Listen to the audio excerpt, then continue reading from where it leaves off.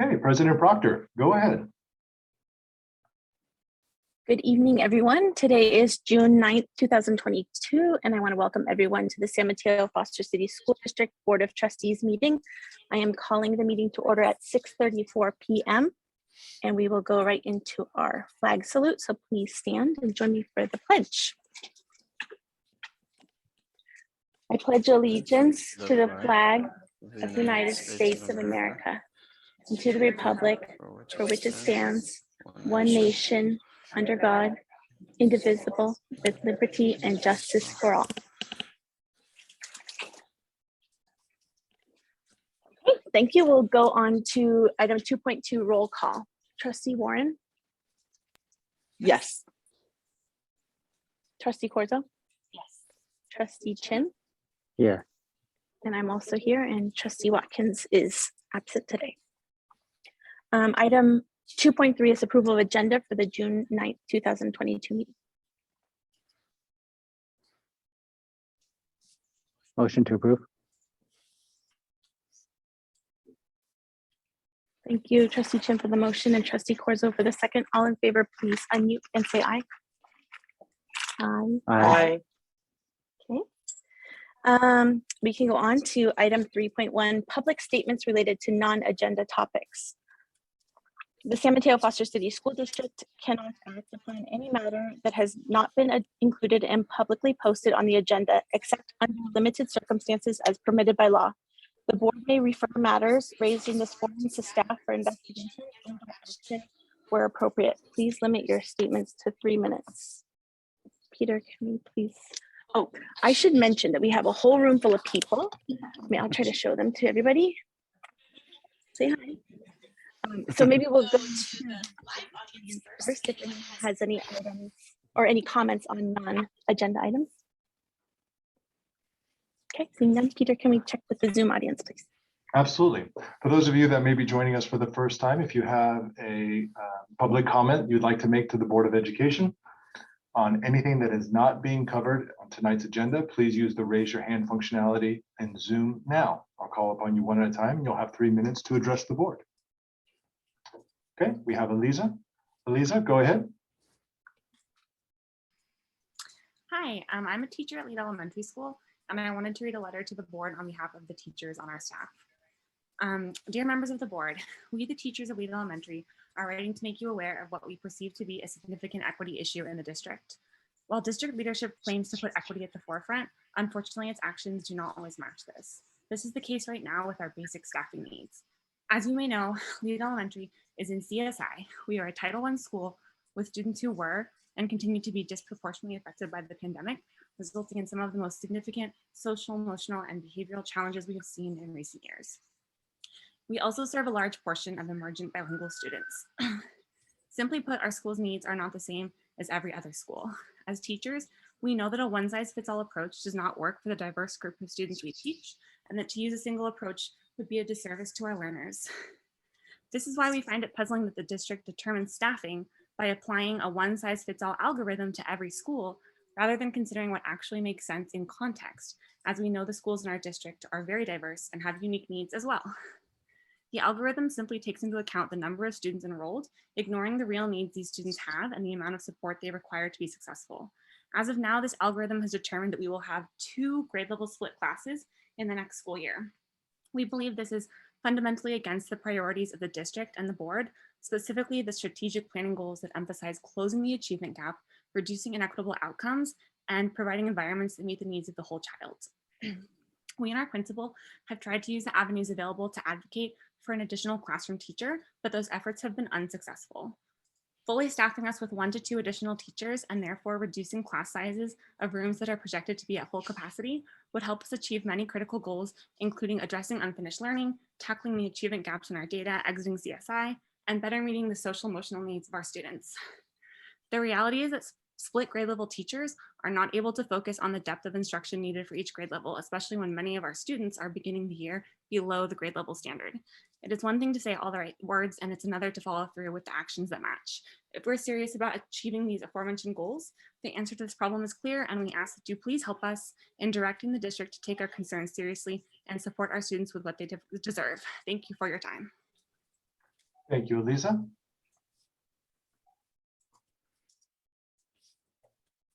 Okay, President Proctor, we have no other hands for public comment. Thank you.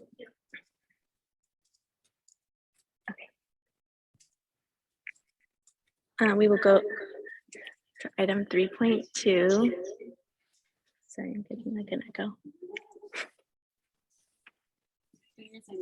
Yeah, thank you. Item 3.2, public statements related to agenda items. Persons will be called on at the appropriate time. So we will go right into item, oh, I'm sorry, Noelia or Trustee Corzo, would you mind making the translation announcement, please? Gracias por estar aquí. Si ocupan traducción, por favor, levanten la mano en Zoom o también pueden hacer clic en su pantalla en el mundo para cambiar la idioma ahí. Muchas gracias. Thank you. And we have 38 participants online for those that are interested. So item 3.3 is the Financial Committee reports. Does anyone have anything to share? I'll share that at our last, sorry, I'm getting all my meetings confused. At our last Sanctuary Task Force meeting, we did an activity where we split into small groups and everyone listed their favorite kind of activities that the Sanctuary Task Force or tasks that the Sanctuary Task Force worked on. And we made a pretty long list. So that was a good way to close out the year and just recognize all of the work that was accomplished in this past year by that group. And yeah, that's what we spent our time on at that last meeting.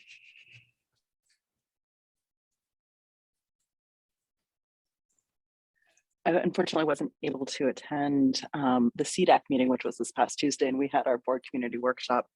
But I did watch the recording, and I understand that it was, well, I thought that it was like a recap of the year for special education, which, as we know, lots of changes came about, and you know, it also ended the year on a high note. So, and then also just on Monday, this coming Monday, is the PTA Council and honorary service awards as well. Great, thank you for those reports. We will now move on to item 3.4, SMETA CSCA SMEA updates.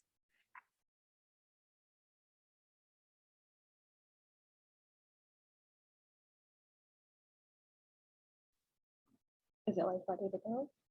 Okay, good evening, everyone. I want to start off with bad news. I will not be at the next meeting. My apologies. So I wanted to thank you all for everything you've done for students and staff this year. I'm hoping this year was a little easier for you than the years past or more frequent years. The meetings have been shorter, so I'm hoping that's an indication. I also wanted to thank all of the staff, the classified staff, the certificated staff, administrators, everybody. I know it's been a rough year.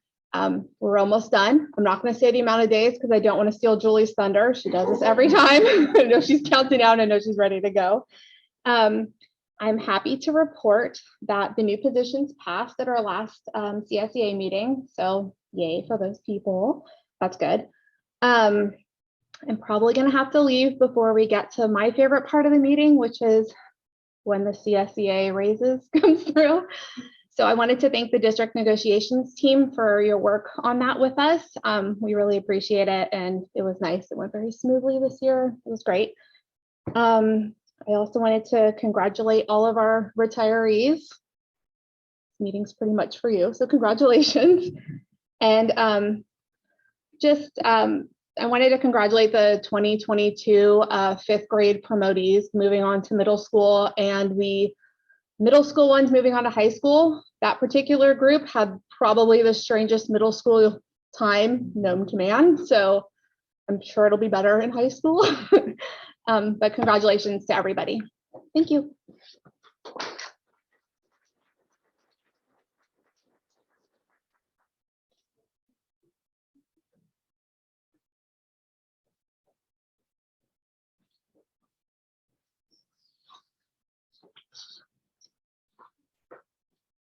I brought my gang with me. This is very bittersweet. This is my last address to you all as the SMETA president. I want to thank the board and Superintendent Ochoa and all the assistant superintendents for their incredible partnership and helping us get through an incredibly difficult few years together. It's been my honor to serve in this role. And it is also my honor to introduce you to the incoming president as of June 17th. So June 16th will be my very last day. You're not quite rid of me all yet, but I want to introduce you to Kathy Pratt.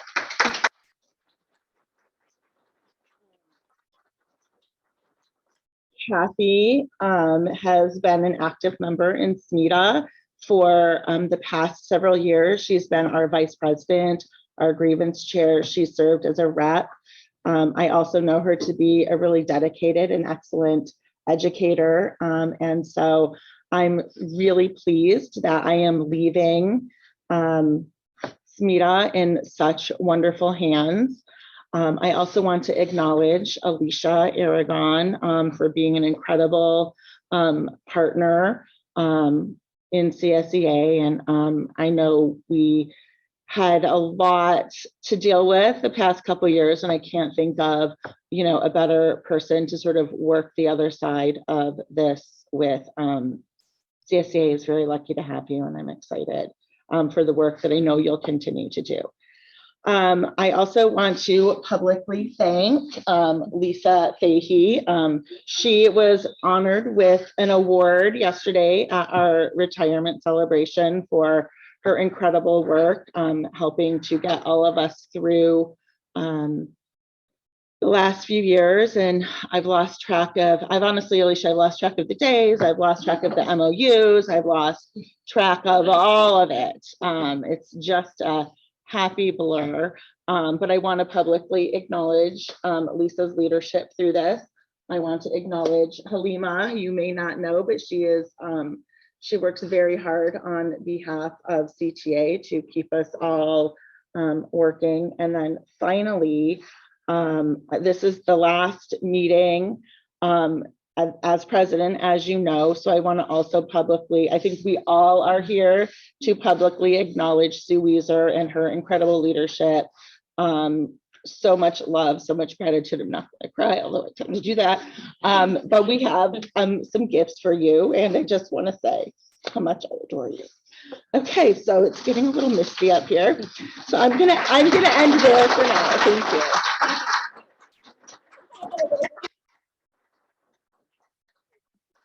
Oh, sorry, and congratulations to all the retirees. I'll see you up here in a moment.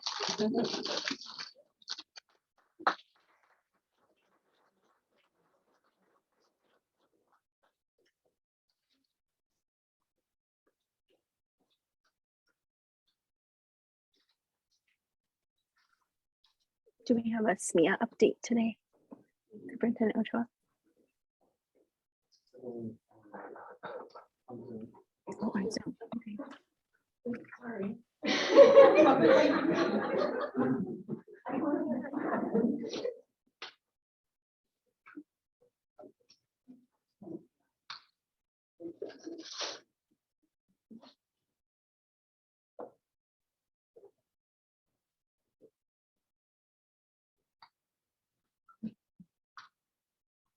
Superintendent Ochoa, I'm not sure I see the SMEA representative, just confirming who that was.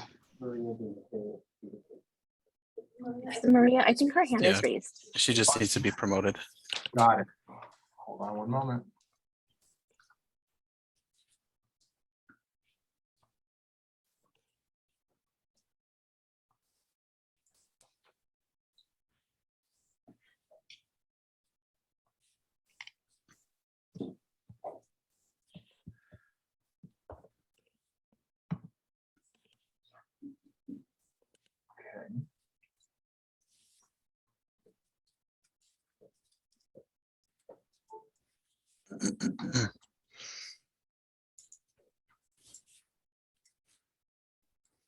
Okay.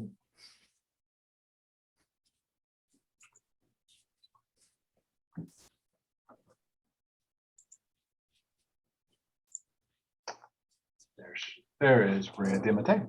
Maria, go ahead. Make sure to unmute. Hi, good evening. How are you? Oh, sorry. I'm sorry, Peter. I just joined. And I was told to be panelist. You're up. Well, we were wondering if you had a SMEA update for us. I was not aware of that. I'm sorry. Okay, I think there might have been some confusion. Thank you, Maria. Yes, I am so sorry, everyone.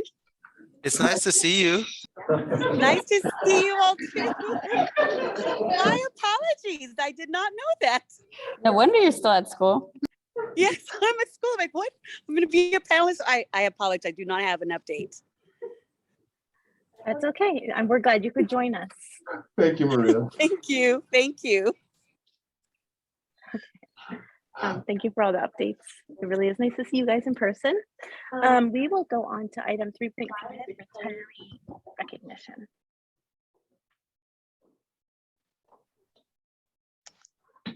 Good evening, Board President Proctor, Board of Trustees, Superintendent Ochoa, staff, committee members, and our honored retirees. This evening, we are very fortunate to recognize 16 classified, certificated, and management staff members who are retiring from the San Mateo-Foster City School District this year and who are able to join us this evening. The 16 retirees alone have provided 299 years of service to the district, which is so amazing.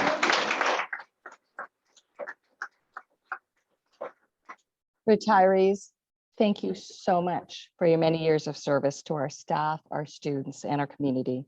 As a small token of our appreciation, there will be a book that will be donated in your name to your school. Congratulations, and we wish you many years of health and happiness in your retirement. At this time, we will recognize individual retirees by school site. And John Cosmos will announce each school, and administrators will announce each retiree and say a few words.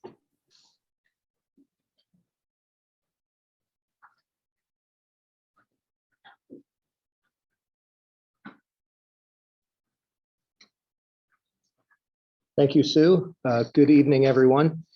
Thank you for being here tonight. It's wonderful to see a room full of people. Really, really nice.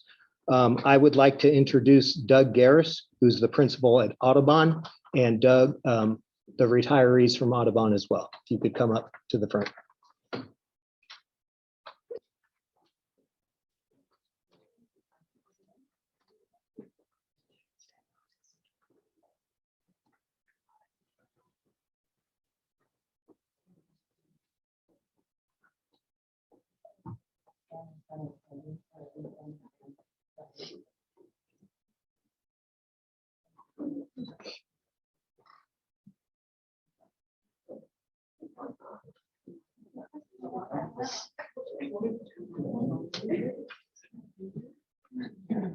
All right, good evening, everybody. It is just a great pleasure to be here, to be able to celebrate so many retirees and retirees from my own school of Audubon. Not quite ready for any of you to leave, but it is so great to celebrate that you are moving to new chapters. The first person that I would like to introduce, Cassie Barham. Cassie Barham's been a first grade teacher at Audubon and has taught for 31 years.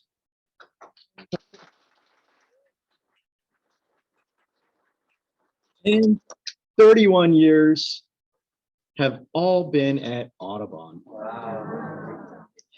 One of the things that stands out about Cassie is her ability to connect with her students. She has that special rapport that makes kids want to engage in learning. Cassie's passion about reading is instilled in each one of her students, and she makes learning fun. Cassie, we are going to miss your positive approach to everything, but most of all, we are going to miss your laughter. Thank you. Congratulations. Thank you.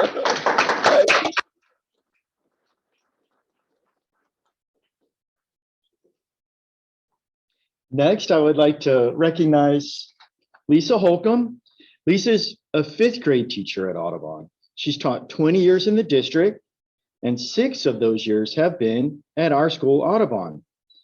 Lisa has a wonderful sense of humor and brings that humor to teaching. Our students often share how much fun they have learning into our classroom, especially social studies and history. One of the things that stands out about Lisa is she does everything in style. She is the only teacher I know to show up to outdoor ed with a camper. Lisa, as you leave Audubon, keep traveling in style. Congratulations. Thank you.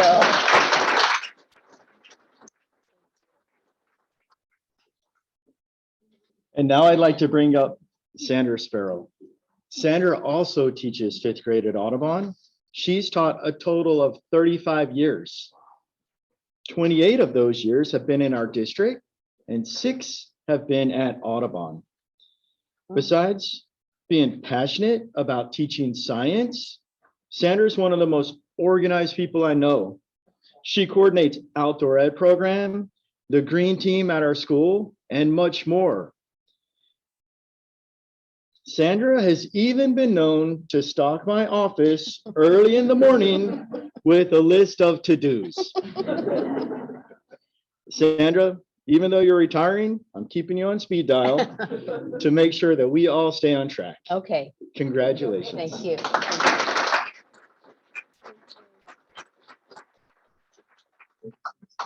We're gonna miss all of our retirees.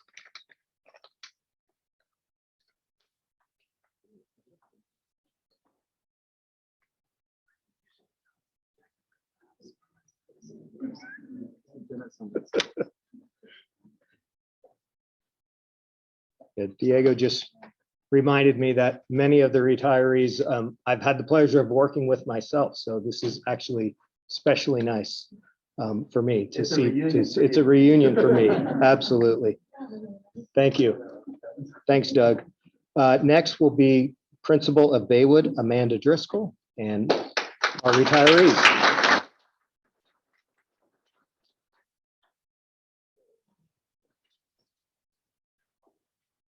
Good evening, everyone. It is my honor to recognize Mrs. Connie George and Mr. Raul Luna, both retirees from Baywood Elementary. I'll start with Mr. Luna. I want to thank you for your many years as our night custodian. And one thing we will always remember is the friendly way you greeted every staff, student, and family member. And we will most definitely miss your green thumb. Congratulations, Raul. Thank you. Thank you very much.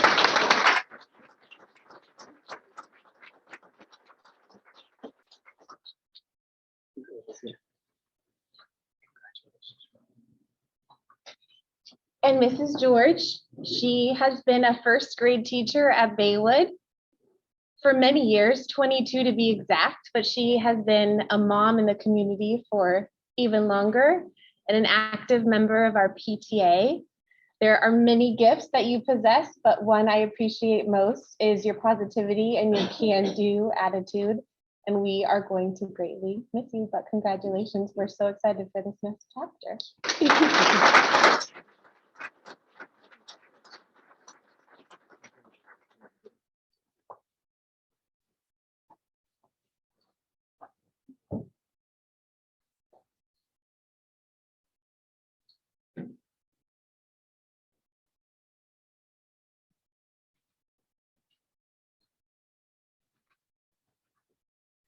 Thank you, Amanda.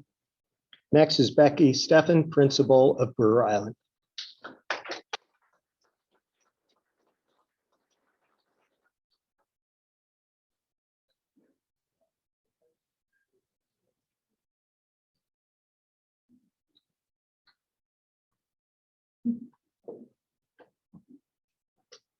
Okay, good evening, everyone. I'd like to introduce you to Gladys Rodriguez. It's an honor to recognize you this evening. So no matter what was asked of Gladys at any time, she'd always look at me and say, sure. And she'd smile every single time. And on one occasion, which we won't mention this evening, but on one special occasion, she showed us just how much of a superhero she really is.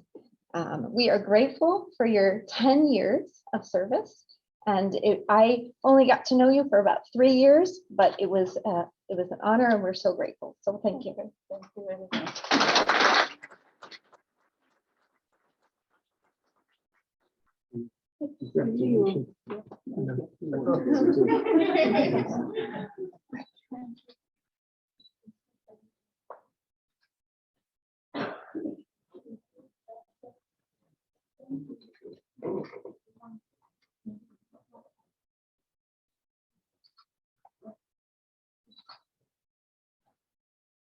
Caleb Bowers, principal, Bowditch Middle School.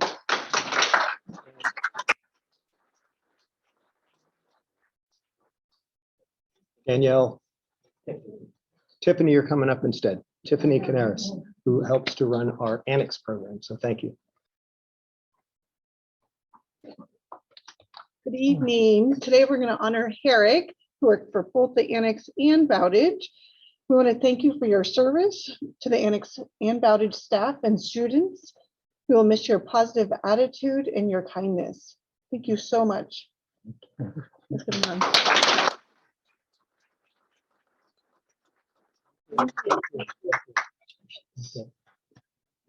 Congratulations. Go, go, go. This way. Congratulations.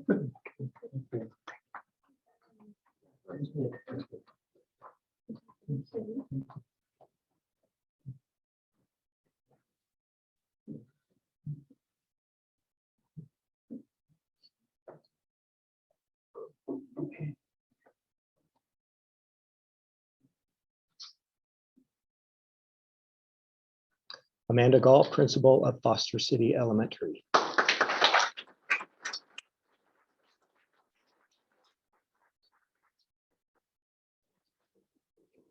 Talk here, right? Okay. Hi, everyone. It's so nice to see all of you tonight. My name is Amanda Gall, and I'm the principal at Foster City Elementary School. It is my pleasure to congratulate and recognize Mrs. Carol Rodriguez for 26 years of service as a speech language pathologist working with our students that receive special education services in our school district. And just a quick full circle moment, we have a new person in our office this year, and I was talking with her today, and she's like, you know, Mr. Rodriguez Carol helped my son 15 years ago, and I'll never forget it, and just thank you so much. And she actually found like the IEP of me, so congratulations, and thank you again for everything.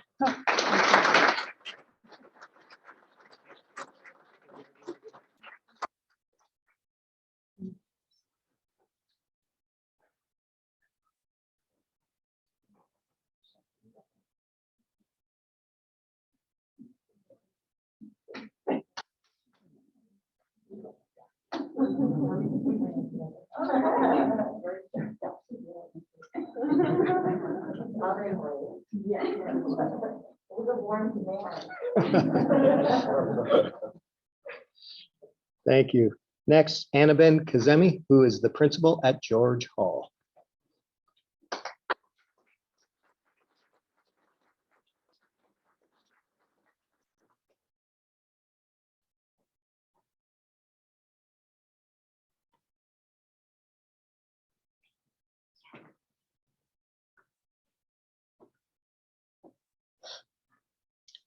I agree with Amanda. It is just so delightful to be here in person tonight. So thank you, everybody. And thank you for the opportunity to celebrate these wonderful retirees in person. I have the honor of standing up here and recognizing Maria Cuevas, who is at George Hall for 37 years.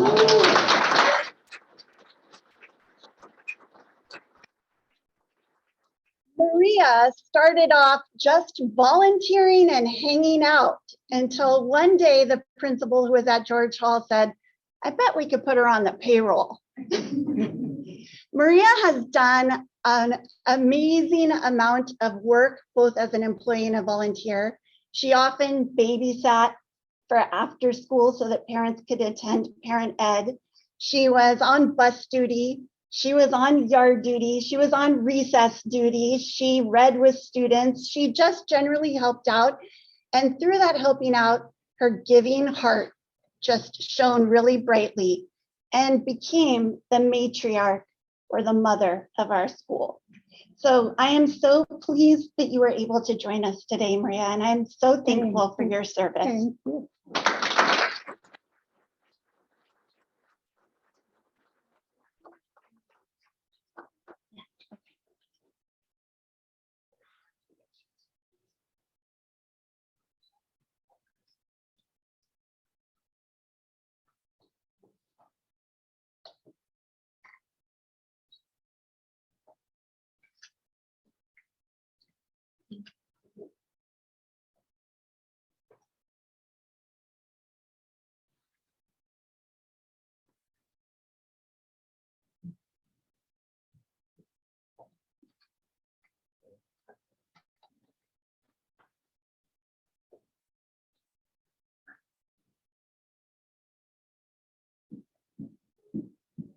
I didn't forget about you. This dapper gentleman who cleans up so nicely has been at George Hall for 20 years. He is so much more than his official title of school operations team leader. Leader, yes, but a humble leader. Yes, a humble leader. Don't be deceived, because Alvaro truly runs the ship over at George Hall.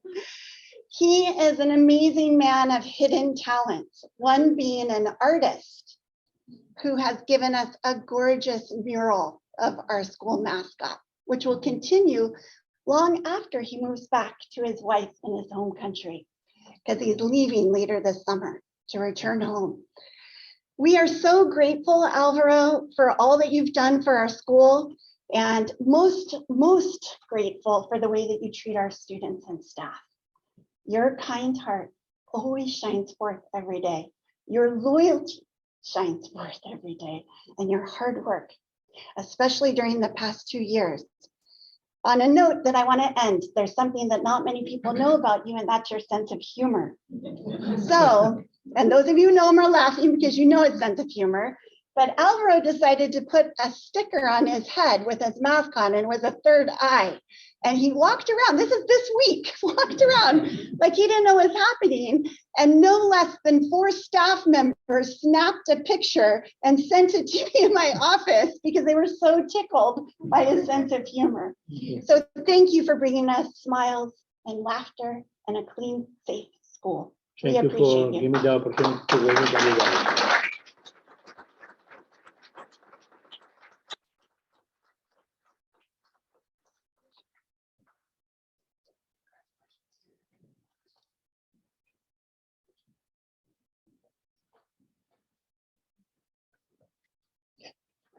One more from George. Yeah. And I think she was forgotten. No. We're going to call you next. Oh, okay. You're rushing it. That's Sorry, okay, it though. was on the list. No, Sorry. your name is on the list, and Tiffany, you are presenting. So Great. you can be next. Sorry. I actually didn't get the email that I was presenting, but I got sent the list. So I was just wanting to make sure. So Suzanne told me to speak up, so I did. Right. So we're going to be thanking Nancy here, who has worked in our annex. We hope you are ready to kick up your heels in retirement after supporting the annex with bells for so many years. You've earned it. We will miss your happy as a clam, smile, and dandy attitude, but wish you the best on your next adventure. I'm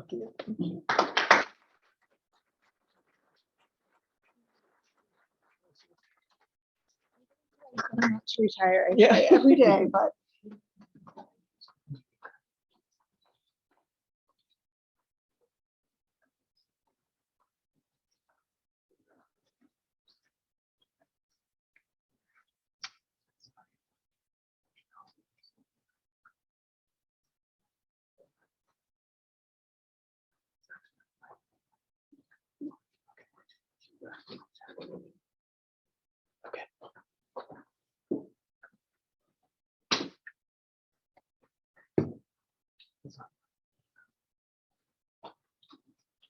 Okay, our next presenter is the principal at Laurel Elementary, Cesar Gaitan. He is online, so we'll take a second to Connect Cesar. Peter, if you can promote Cesar. He's being promoted and is coming in. How's that work?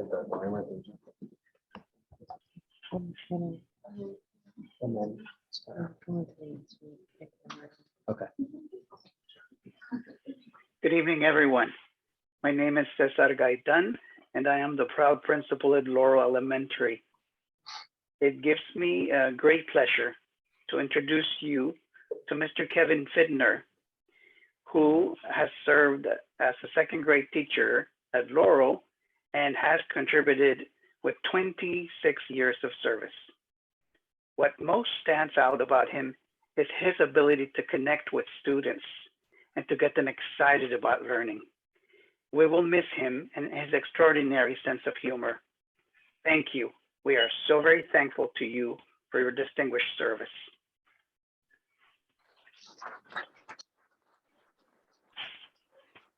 Please also allow me to honor and introduce Ms. Liz Wiegand, our beloved PE Para 2 professional.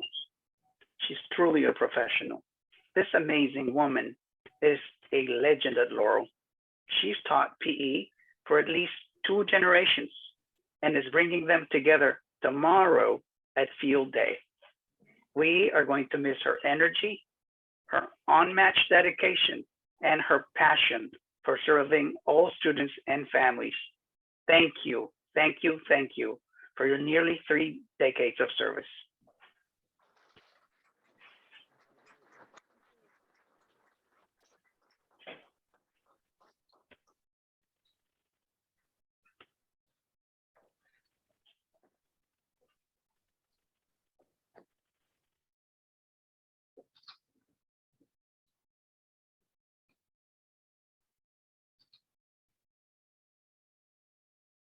Next is Principal of Meadow Heights, Stephanie Fermendi.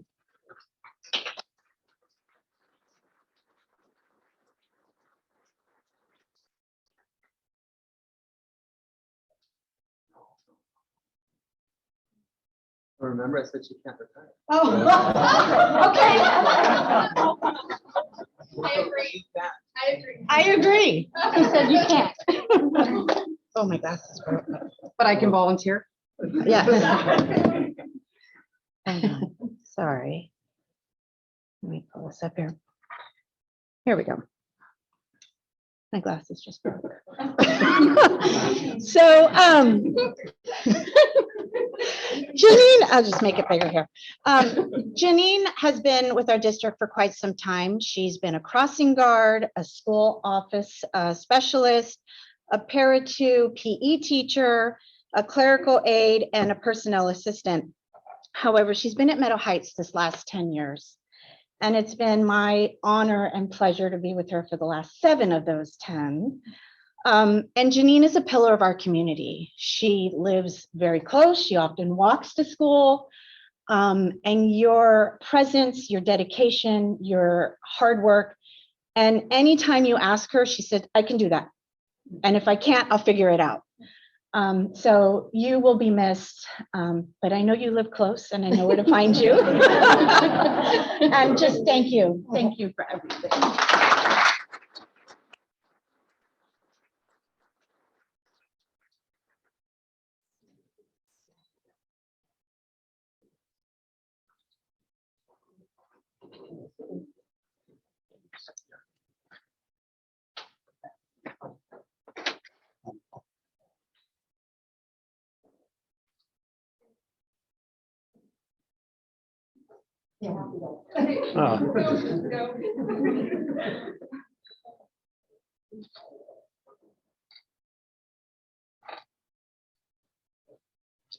Assistant Superintendent of Educational Service, David Chambliss, will be introducing our next retiree. It's my privilege and great excitement to introduce actually somebody who's not here this evening because she's already on retirement. This is Beth Luttrell, who has been our coordinator of induction Beth has worked for the district for over 2 decades and recently has relocated to be near her grandchild, which we would all agree is an important priority. When I talked to her about tonight, she, in her typical fashion, was quite modest about it and really didn't want to make a fuss.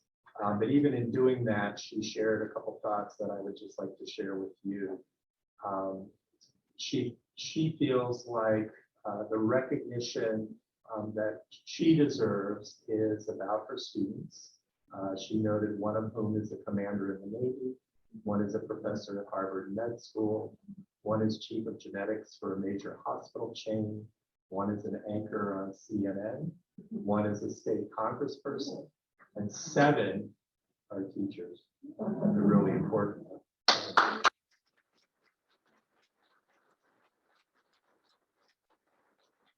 Just want to wish Beth a wonderful retirement and thank her for her many years of incredible service to us.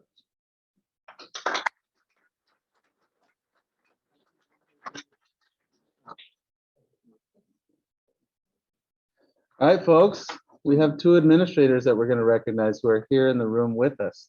I'm going to ask Dr. Catherine Singh from College Park to join me first.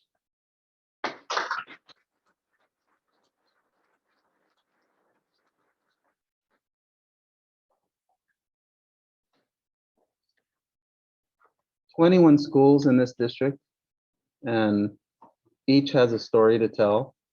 And the students at College Park Elementary School are tremendously, tremendously served by this principal. In learning about her approach to her work with her school, she is at a physical campus that has an extremely high level of staff engagement. The teachers and staff at College Park Elementary are deeply committed to that school, to the bilingualism that the school promotes, to the excellence that they expect. I think a lot of administrators, I'd be afraid to be the principal at College Park. I would say, oh no, I'm just not gonna live up to the standard. It's a very high standard. And this administrator, Dr. Singh, does it with grace and does it with kindness and does it with a smile on her face with everybody she comes into contact with. She has important family commitments ahead of her, so we're very, very excited for her to be able to spend more time with her family. But this school is a better place because you work there, and we are going to miss you deeply. Congratulations.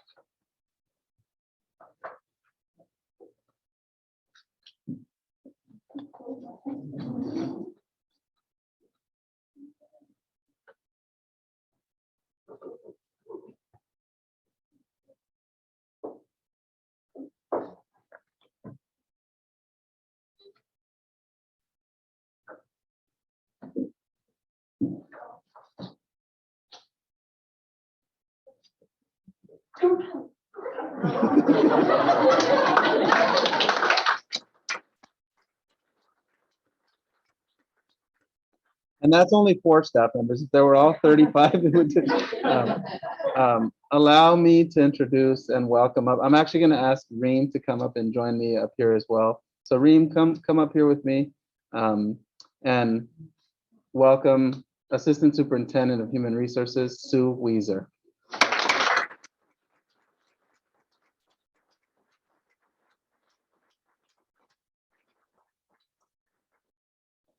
I want Reem up here because this is a team. these two people. They're literally 11, 12 hours a day together. More than your spouse. But I asked Reem to come up here because Reem has that insider experience with Sue that a lot of us don't get. Sue's role in the district is to manage relationships with our employee unions and with our district's administration, to be the face of how we join people to our district. Sue's day-to-day work is hearing the stories that almost no one else in this room hears about. When somebody's spouse has cancer, Sue's one of the first people to hear about that. When somebody loses a family member, Sue's one of the first people to hear about that. When somebody welcomes a baby, Sue's one of the first people in the district to hear about that. So her job is about being there for people when people need somebody to be there for them.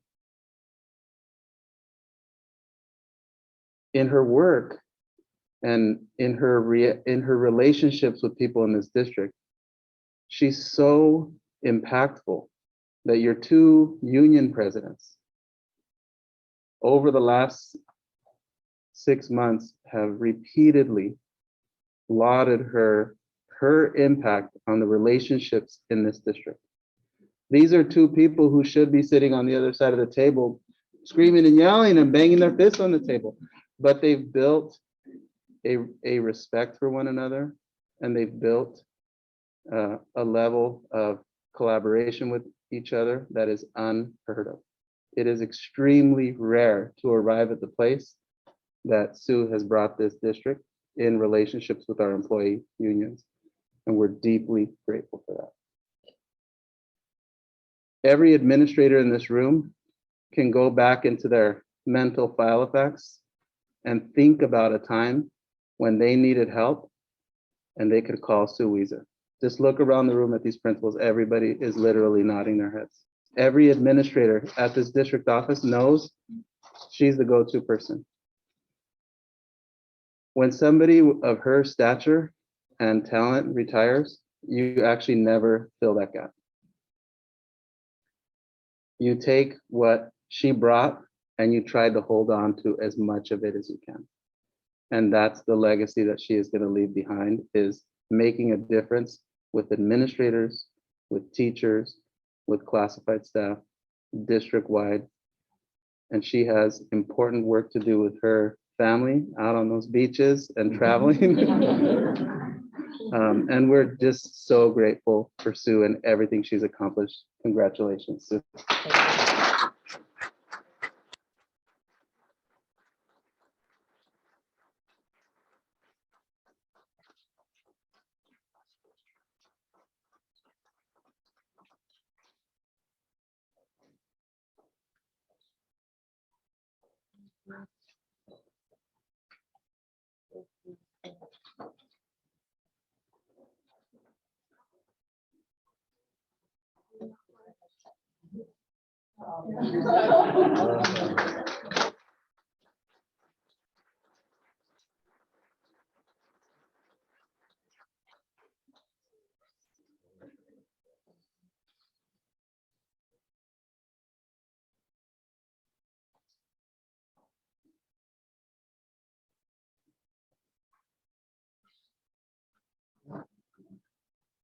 One more.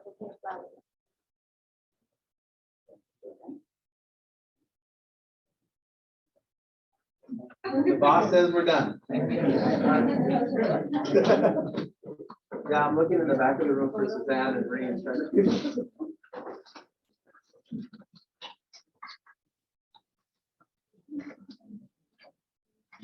Anybody who would like to stay, I am going to give a variety of long speeches tonight. Stay and just listen in, please. Go. Yeah. Folks, can we ask, folks, if we can ask our retirees to come Up. Just a quick photo. Quick break. Look at you, you're the first one. You're staying and we're gonna take a photo.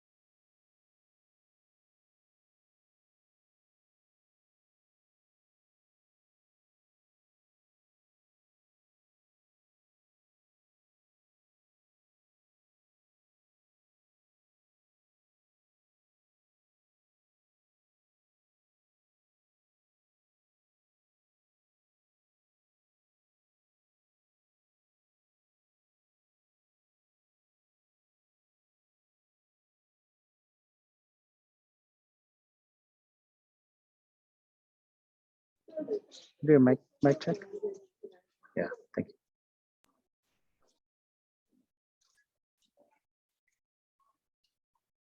Okay, I think we're gonna reconvene the meeting here. We will move on. Oh, okay. The next item, sorry, is 3.6 Superintendent Report. Superintendent Ochoa, please. Thank you, President Proctor. My only report for tonight is to send warm wishes to all of our retirees who are not here in person, working for a school district and taking on the task of giving every child what they need is it's the service to this community. And I'm just deeply grateful to all our retirees. We did have a room full, which actually was quite beautiful to have this many wonderful people here. But at the same time, we have many who weren't able to make it tonight. And my remarks are simply thank you from the bottom of our heart. Thank you for that report. The next item is item 4, proposed consent agenda. All items on the consent agenda are considered by the board to be routine and will be enacted by the board in one motion in the form listed below. There will be no discussion on these items prior to the time the board votes on the motion unless members of the board, staff, or public request specific items be removed and discussed. Be removed and discussed from the consent agenda. The superintendent and staff recommend approval of all consent items. Movement of any recommended consent item is appropriate at this time. Would anyone from the board like to remove any items from the consent agenda? Please. I'd like to pull item 4.2.3, please. Thank you. Are there any other items? Okay. Our audience here, anybody like to pull any items from the consent agenda? Okay, Peter, can we check with the Zoom audience if they'd like to pull? Absolutely. If there's any member of the Zoom audience that would like to pull a consent item in order to make public comment, please use the raise your hand functionality within Zoom now. I'll ask you what specific agenda item you'd like to make public comment on, and you'll have 3 minutes with the board. Okay, President Proctor, we have no hands for public comment to pull anything from the consent agenda. Okay, thank you. Would anyone like to make a motion on the items other than the item pulled? I motion to approve the consent agenda, excluding item 4.2.3. Thank you, Trustee Corzo for the motion, Trustee Warren for the second. All in favor, please unmute and say aye. Aye. Aye. Okay, let's go to item 4.2.3. Thank you, President Proctor. I pulled this item just for clarification and just for future meeting updates. I know that universal pre-K is definitely a state, I don't want to say mandate. We had too many mandates, sorry. Priority. Priority, thank you. As a priority, I know we are rolling out the implementation of it. It'd be great if we could come back. I know the deadline for this to submit to the state is June 30th, but it'd be great to come back over the next few months to just kind of discuss the implementation and how it's all going to work and maybe sort of advertise it. Obviously, we do as a district have a preschool, and I'd love to know the ins and outs and its relationship between the preschool and our TK and everything else. So it's really just to make a comment. That's it. Thank you very much. Thank you, Trustee Chen. I do want to ask our Assistant Superintendent of Student Services, Dennis Hills, to share just a little bit more. So Dennis, I'll pass it over to you. Thank you, Superintendent Ochoa. To your point, Trustee Chen, it is just a plan at this point, to a 5-year plan, if you will. It's not a comprehensive plan. It's really, if you look at it as you have, it's a tick box sort of checklist, fill in the blank, which is not a plan. It's just a format for our plan moving forward. As I said, we have 5 years, in the next 5 years to implement this plan. As you know, the state is giving $200 million to schools to work in a great way, exciting way to educate our younger students. We all know that they need to be in school. We want to give them that opportunity. So really this plan is going to unfold. We will present to the board moving forward with a subcommittee work that will include work from our preschool staff, teachers, preschool families, the principal who runs the preschool program, Carrie Hazelton, the work that we get support from with our CBO and the budget department, ed services to make sure that we're addressing, the components of this plan. We did do a survey with the community to talk to them to find out what their thinking was for the upcoming year. And we got 260 responses on that survey. It was a mixed bag. Some people feel like, of course, they want a full day program. That was very clear. This plan will include that, including after school, if you will, activities for extended learning and year round for a before kindergarten program. So basically the plan talks about a pre-K program, which includes TK. And I know that Superintendent Ochoa and others have been in conversation about our TK program, our pre-K preschool program. It's really an exciting opportunity to ensure that our students coming into kindergarten have the readiness that they deserve and need to do the work in kindergarten. So we're excited about it, acknowledging that, again, this is just a tick box, if you will, with the intent of subcommittee work moving forward next year with presentations to the board, and a lot of excitement about it. So I love that age group and I'm looking forward to that work.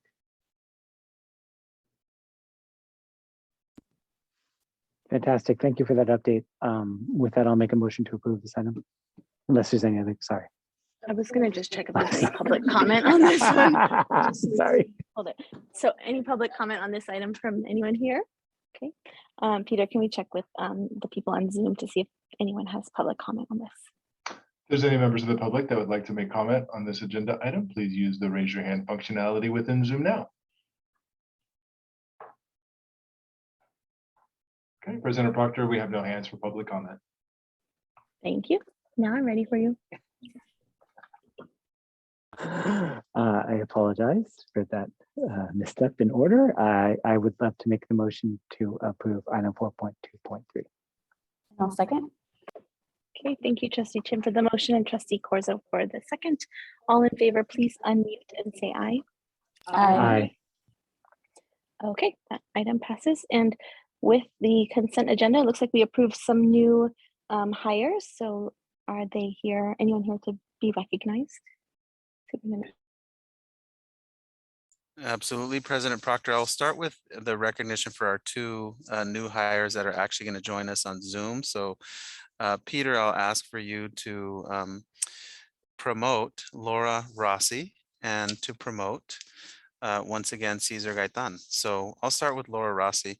Laura is not here with us tonight because there's a performance at Bayside, so she's there with her school, and she's going to step out in just a minute and join us. But Laura is the new assistant principal at Bayside Academy, which is a vacancy that was created by somebody who is with us tonight, Nelson Hunter, the new principal at Laurel. Laura is currently a teacher on special assignment for student support services. She is not the only teacher on special assignment for student support services who will be taking on an assistant principalship this year. But Laura has been a school leader at Bayside. She is currently there. She provides SEL support and restorative practices. We're very, very excited to have somebody who is at that school, become an administrator at that school, and really take advantage of those strong relationships. So Laura, welcome, and I want to pass it over to you to make some remarks to the board and to our community. Thank you so much, Superintendent Ochoa and the board. I want to thank you, Superintendent Ochoa, and the board for allowing me this opportunity at Bayside. This is incredible. It's what I've been working hard for a long time. And Bayside I've been here for 12 years, and Bayside is a family. And so I feel like I get to stay with my family. So it's really nice. I'm really excited. We have an amazing staff, and just adorable, wonderful students. So I am very excited for this new chapter in my life. And I really want to thank everybody for giving me this opportunity. And I get to work with Ms. DiMattei, who has been a mentor to me since she got here, actually, at Bayside. So thank you so very much. Thank you, Laura.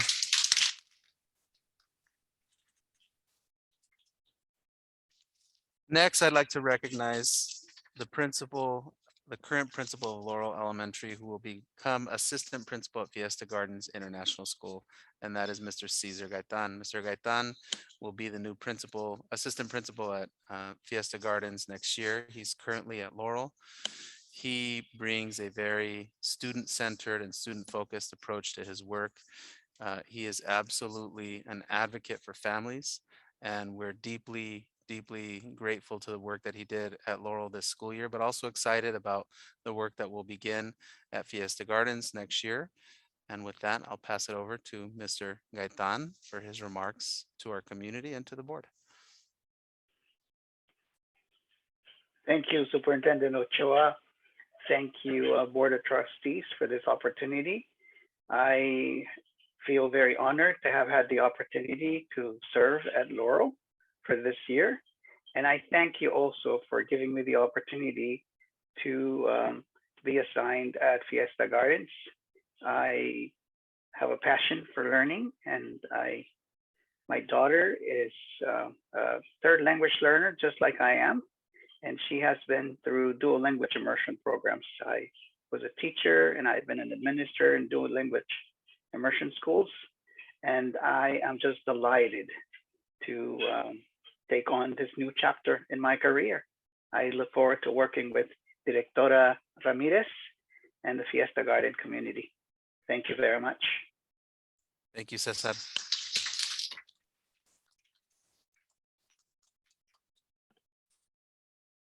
Well, this next individual, it actually sort of very sad for me that she has this wonderful thing happening in her career, because I get to meet with her and work with her on a very regular basis. She is currently the student support TOSA at Abbott Middle School. She is currently the SMETA president. One of the things that I can say about Julie that is I think really unique to the role that she's played at Abbott is I have personally watched her take care of children as though they were her own children. And for me, there is really no other higher compliment that you can give a person than to say, I saw that person treat that child like it was their child. So having her as a student support TOSA at Abbott, it seems only natural and right that she becomes the assistant principal at Abbott Middle School. She is a talented, experienced educator, and we're very, very lucky to have her. So please congratulate Julie MacArthur.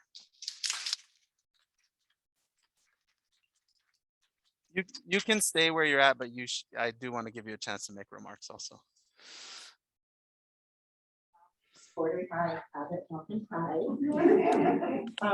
I could not be more enamored with the Abbott community and those students, and I'm grateful, enormously grateful for the opportunity to continue to serve those kids, and I appreciate your kind words, Superintendent Ochoa. I absolutely do feel with me and my kids. I can also share, I actually shared up in my interview, so thank you for doing that to me again. I absolutely care deeply for those students and for those teachers, and I'm delighted to continue to stay and to continue to work with, or to start to work with them, be a little bit. So very excited for Abbott next year. Thank you all for the opportunity.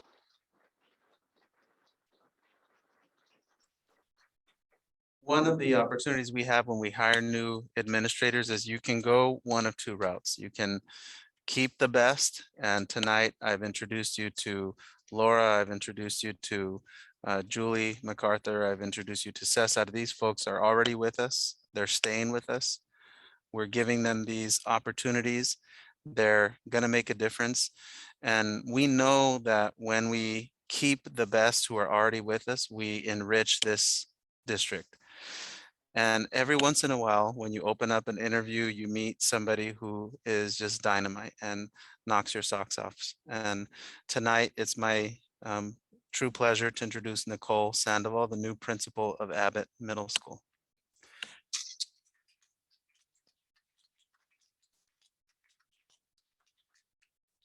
Nicole is currently an assistant principal at Arroyo High School in the San Lorenzo Unified School District. She has been a dean of student at a middle school in the same district, and prior to becoming an administrator, Nicole was a high school English teacher, department chairperson, and English language development coordinator. Nicole, please take this opportunity to introduce yourself to this community and make remarks, and congratulations.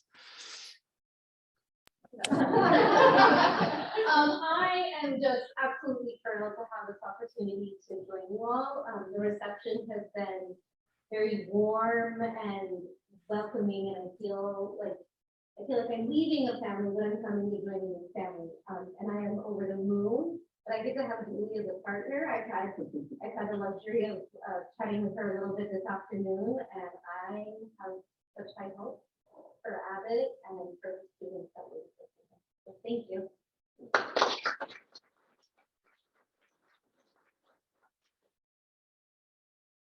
Our next administrator is the new assistant principal at Bowditch Middle School. Please join me in congratulating Jane Jung.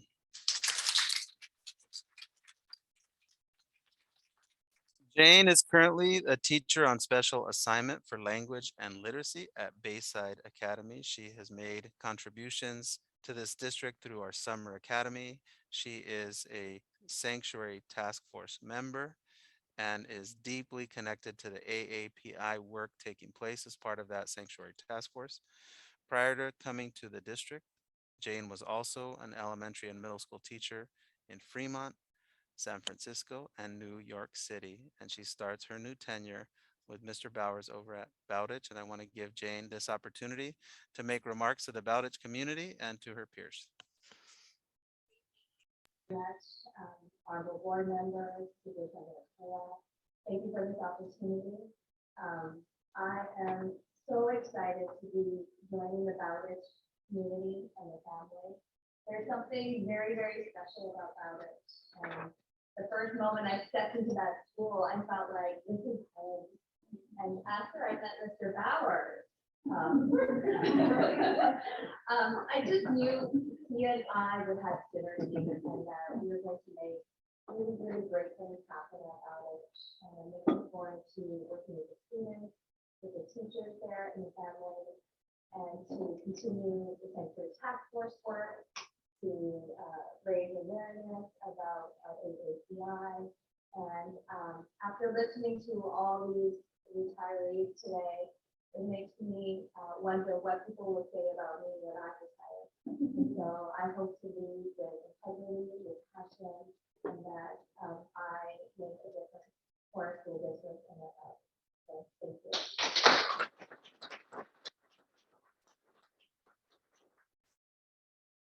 Our next administrator will also be in the city of Foster City, and this is our new assistant principal at Foster City Elementary School, Leah Payson.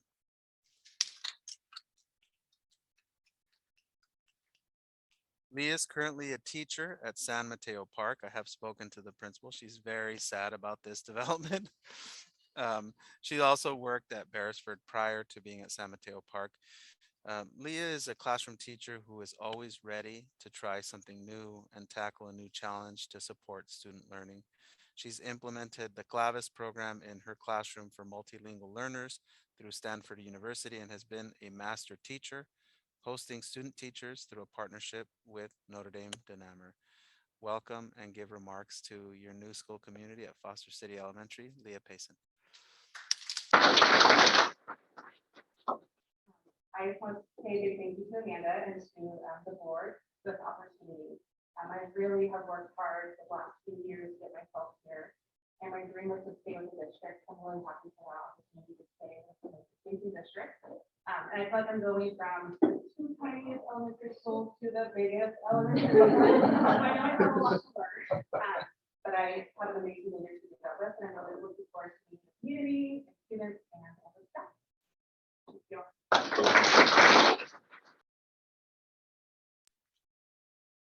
Next, I'd like to recognize our new assistant principal at Laurel Elementary School, Natalie Delahunt.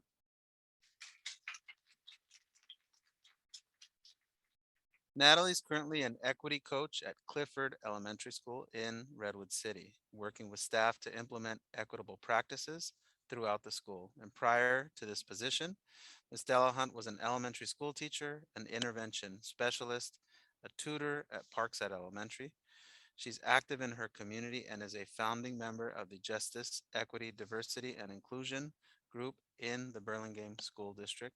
Welcome, Natalie, and congratulations. Make some remarks to your new community.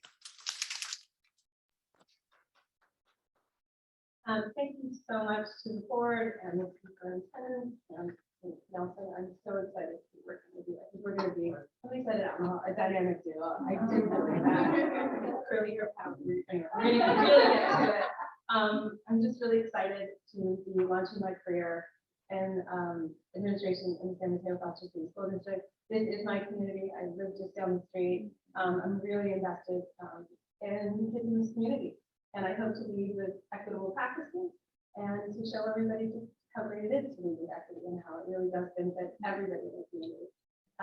And finally, go Eagles.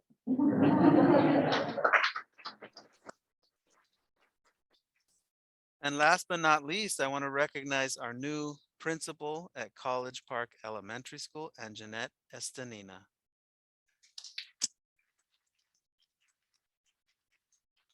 And Jeanette brings over 30 years of experience as an elementary principal, ELD coordinator, and director for the California Reading and Literature Project at UC Berkeley.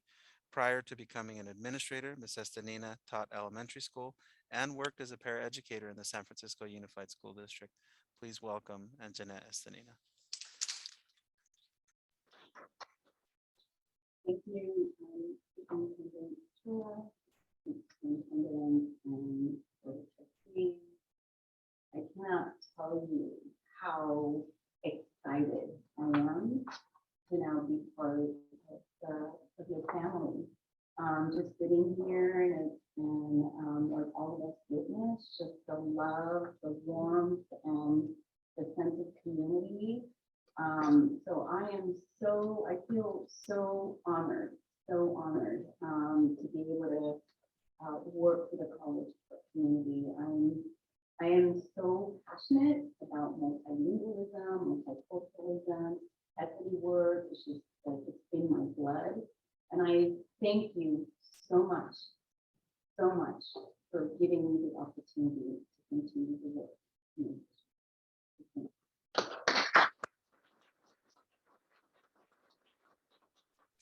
So President Proctor, those are our new administrators for the school district. I don't feel that the larger group may be understood, but I will be making a variety of long speeches tonight. So anybody that wants to stay for the remainder, please feel free to just settle in. There's restrooms right through the front. There's lots of water. It really does have a different impact when you're in person. So I just felt that I would just say that again.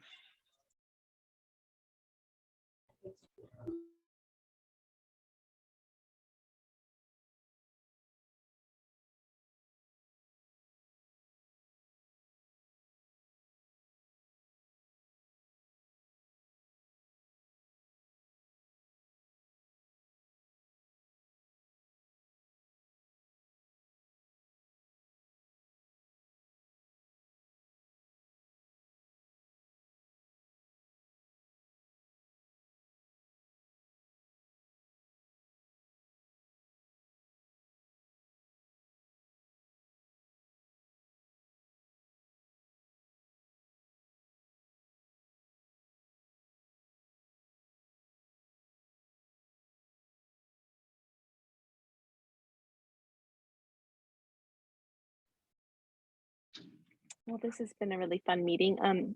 We no longer have anyone in the audience here in person, but we still have 34 people on Zoom. So we will move on to item 5.1, notice of public hearing, local control accountability plan 22-23.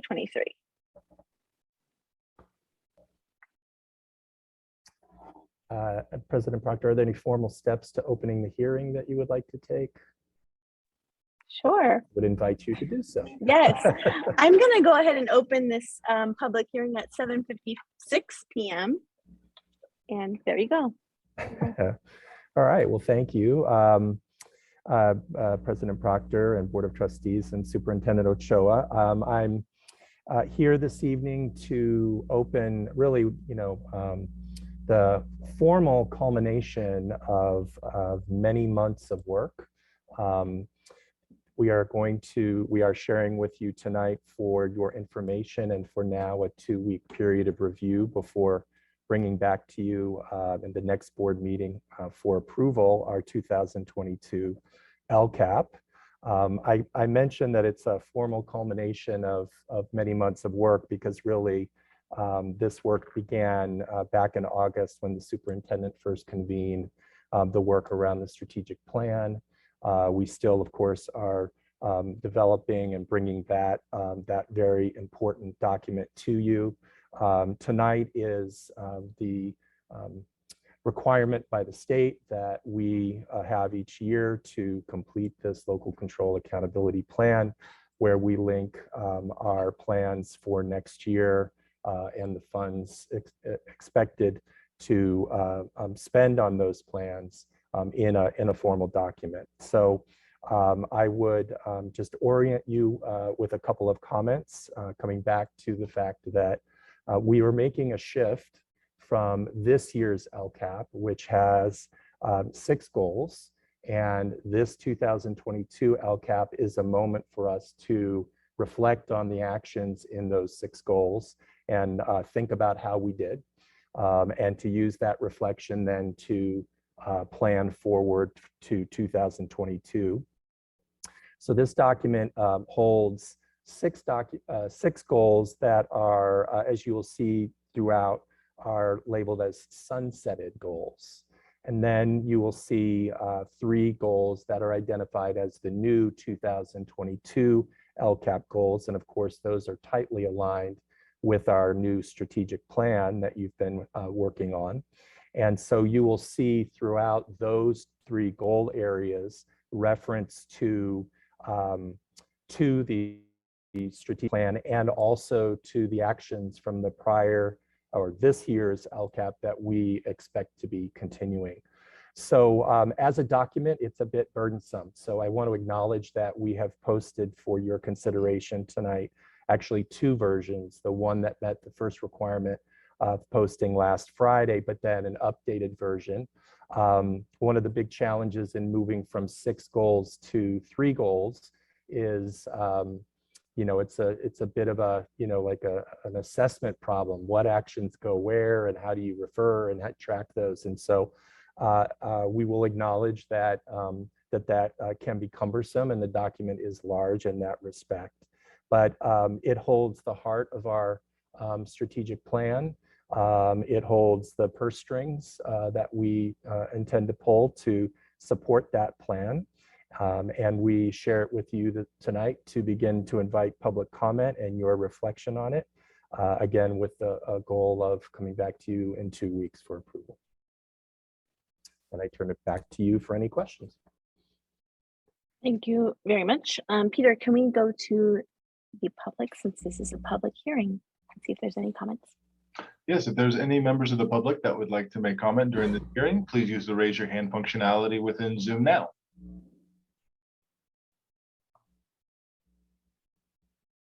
Okay, President Proctor, we have no hands for the public hearing.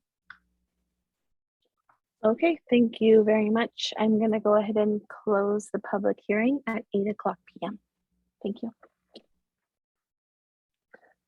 Okay, moving on to item 5.2, middle school history, social studies, instructional materials adoption. All right, thank you. I welcome the opportunity to again speak to this item. We've spent the last couple of board meetings in the information stage on the adoption of our middle school history social science curriculum. It's actually been a rewarding month in a sense where we've had a lot of time to look closely at these materials and reflect on their quality. We come back to you tonight for approval of those. Just kind of reiterating again that that the staff has unanimous support for these materials as the next core curriculum for our middle school history, social studies classes. So I'll pause there and entertain any additional questions that you might have at this time, and then recommend to you for approval this TCI curriculum. Thank you. Are there any clarifying questions on this item? Okay, Peter, can we please go to public comment? Yes, if there's any members of the public that would like to make comment on this item, please use the raise your hand functionality within Zoom now.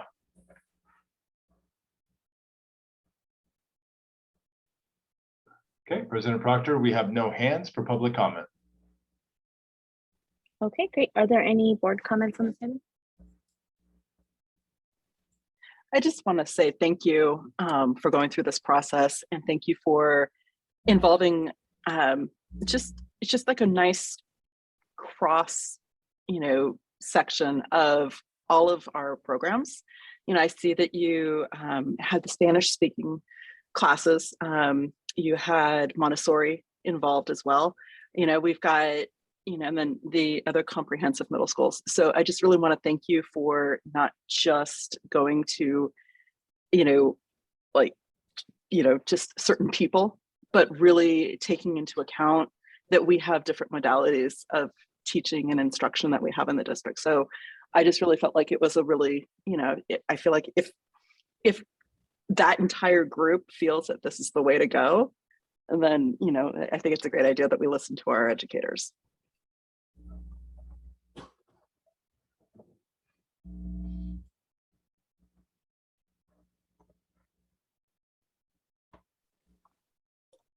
Okay, I'll just also chime in and say thank you, David, and thank you to all of the teachers that were involved in piloting these programs. I will just think back to our time when we did our school site visit at Bowditch, and we got cornered by the social studies teacher there that was so excited about this program, and I won't forget how much she really loved it. And hearing from all of the teachers at the last meeting, sharing what they thought was great about this program really was comforting to hear. And so I'm also excited to move forward with this.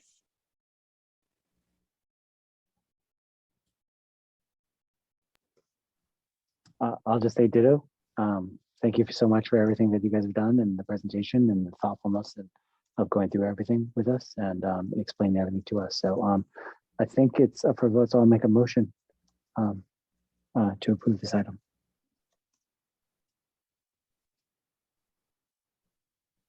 I'll second. Thank you, Trustee Chin for the motion and Trustee Corzo for the second. All in favor, please unmute and say aye. Aye.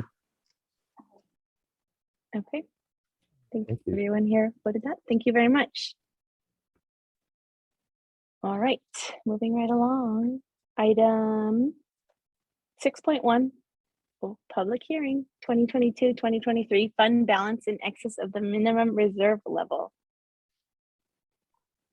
Yes, thank you for opening the public hearing. As part of the adopting the budget every year, we do this first part of the budget adoption process, which is the review and a public hearing on the fund balance in excess of the reserve. This is a 22-23 excess reserve. So you open a public hearing, and I'll share with you the document that's in. How about I officially open the public meeting at 8 or public hearing at 8:04 p.m. Now we can go. Thank you. So in your packet, a lot of these categories are going to look familiar to you. This shows the amount that's in excess of the reserve, the 3% economic uncertainty reserve, and our board has had in your board policies and practices to have a 6% reserve. And itemized here for your and for the public, there's a general fund balance, which is represented here in this category right here, 33 million. This ties with the same value that's in your SACS report, your 158-page SACS report. And itemized down below here, these are categories which we've had these categories over the past 2 years or so. There's been some slight variation to these values based on the estimated actuals for the current year and the increase in salaries that we have on the agenda tonight too, the tentative agreement with CSEA. So the value for your reserve for 1 month payroll has gone up a bit because of the increased cost. And also we have, as part of this reserve, this lottery unrestricted value in here too. That's a bit of a change, but when we do some planning, when Dave and I do some planning, that'll be converted to an expense in the upcoming year too. So you open the public hearing. Again, this is the values that are in excess of the minimum reserve. So if you have any question about that, happy to answer any questions you might have. Thank you very much. Peter, can we go to the public on this item? Yes, if there's any members of the public that would like to make comment on this item, please use the raise your hand functionality within Zoom now.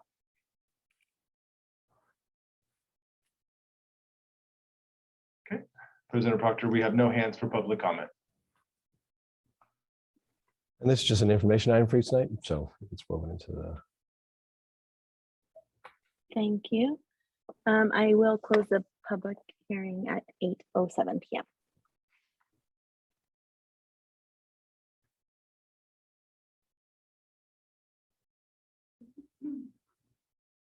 Okay, item 6.2, 2022 to 2023 fund balance in excess of the minimum reserve level.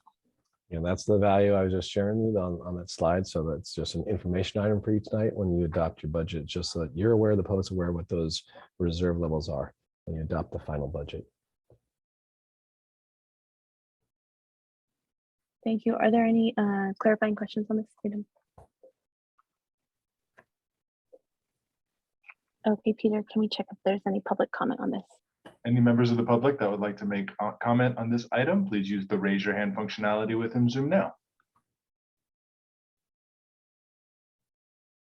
Okay, there are no hands for public comment. Thank you. Are there any board comments on this? Okay, seeing none, we'll go on to item 6.3, public hearing 2022-2023 budget adoption. Shall I just open it right here at 8:08 p.m.? Okay, public hearing's open. Great.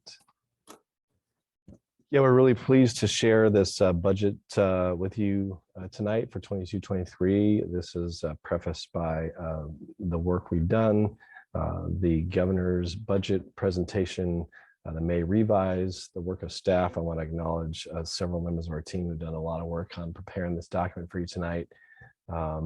So thanks to them for all their hard work. We've provided you this executive summary, which is kind of a high-level summary of the significant components of the budget. And I'll walk through the slide deck with you momentarily.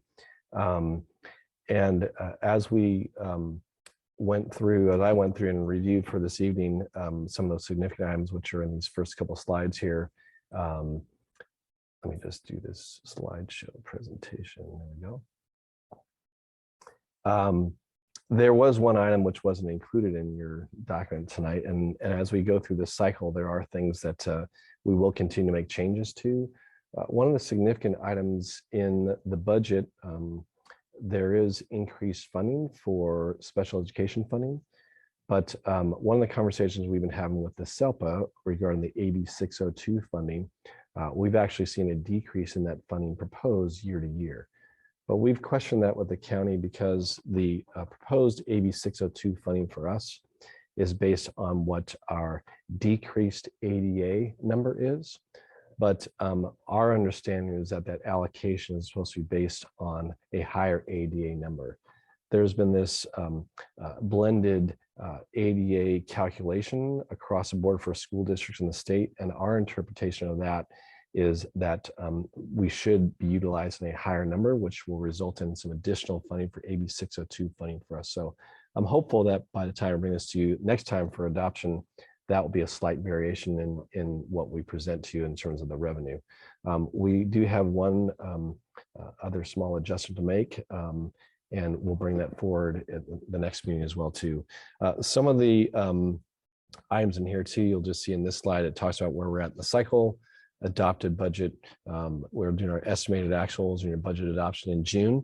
And then there's this 45-day timeframe budget revision. So if there's significant items to bring back to you, we'll bring forward a budget revision to you after the 45-day after the state budget is adopted. Some of the highlights of what we share for you in this slide are the proposal for ADA and what we've utilized for the ADA. And again, this is if enacted, this allow the school district in 22-23 to be funded on the greater of what we've itemized here.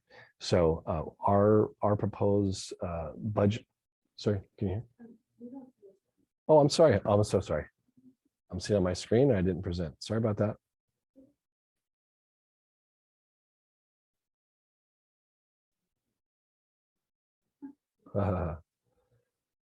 Okay, there we go. Sorry about that.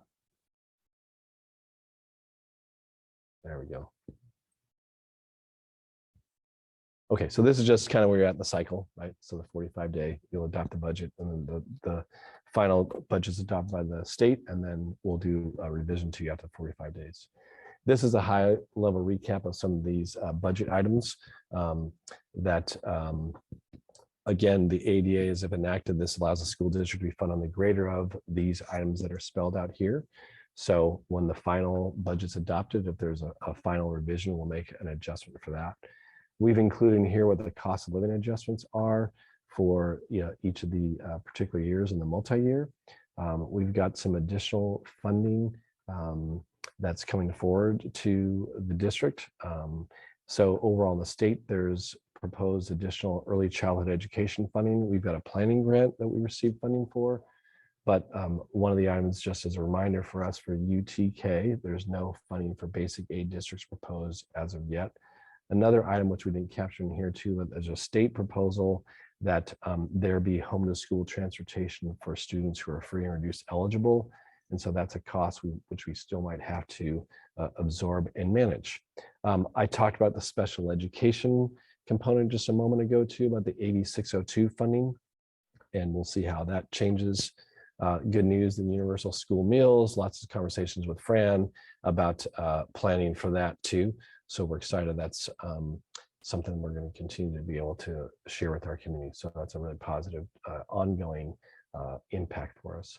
A discretionary block grant, this is really substantial in terms of dollar amounts for the district. There's wide descriptions about how these funds can be used. And we estimate this, they're talking about $1,500 per ADA, so maybe upwards of $14 million for our district. And we'll have time to plan how to utilize those funds. Deferred maintenance one-time funds is approximately $3.5 million built into the budget. And then the expanded learning opportunities funding on an ongoing basis. This is this proposal about this $2,500 per ADA, so pretty substantial ongoing funding for us. Okay, this slide shows the COLA assumptions, or I should say the budget assumptions, which we brought to you previously. I did note, I'll have to talk to the team. Like I said, one minor change. We're going to look at this ratio here. This is a very conservative based on what we saw for the current year applied.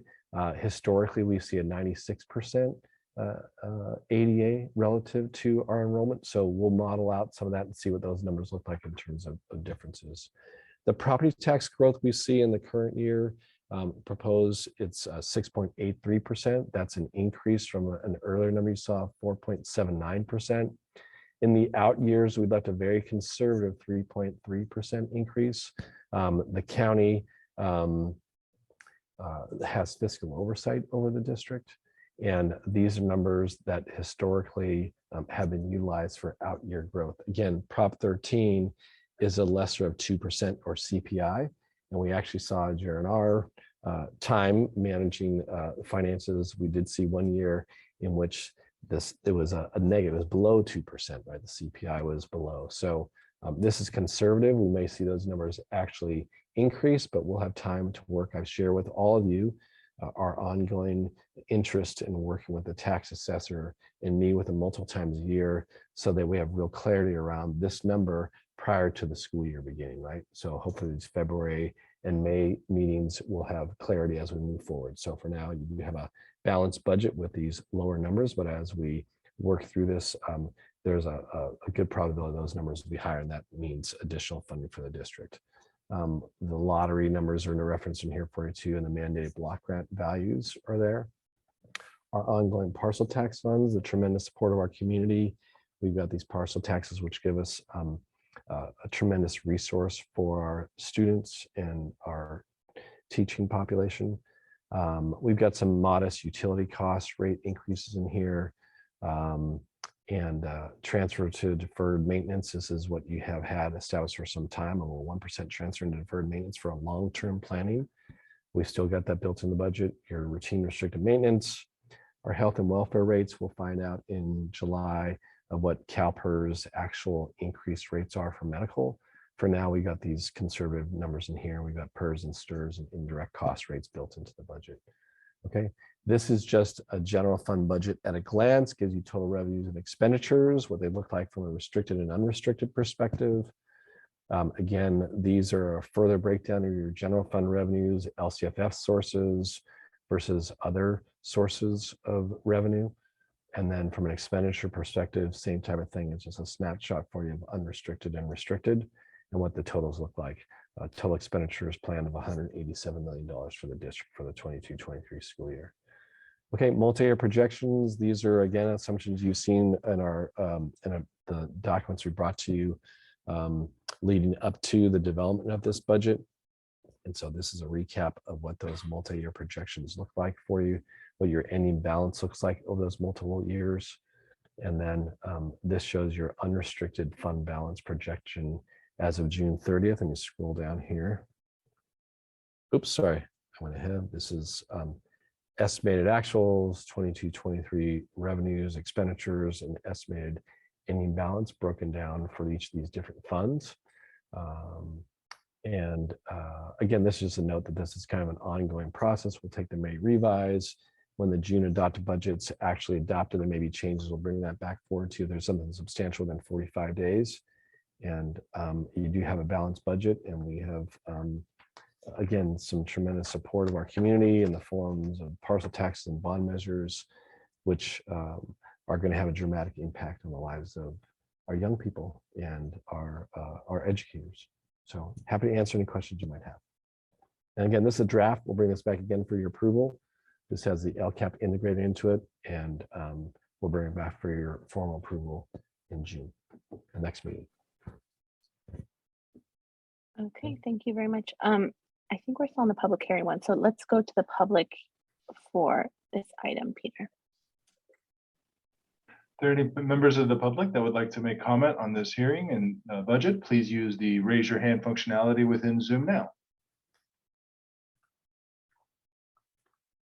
Okay, President Proctor, we have no hands for public comment. Okay, I'll close the public hearing at 8:18 p.m. And we'll go right into item 6.4, budget adoption draft. So I jumped ahead. I gave you the whole That's presentation okay. for that. Yeah, it was nice. So, okay.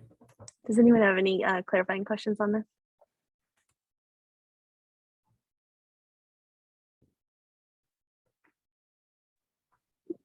Thank you for the presentation.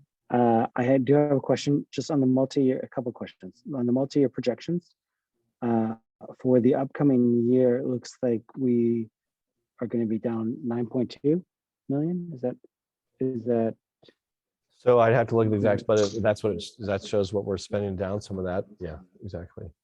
Yeah, so just in the multi-year projections, the total revenues versus the total expenditures, looks like we're negative at 9.2 million, and then in 23-24 it'll be -5, and then in 24-25 it's 2.7.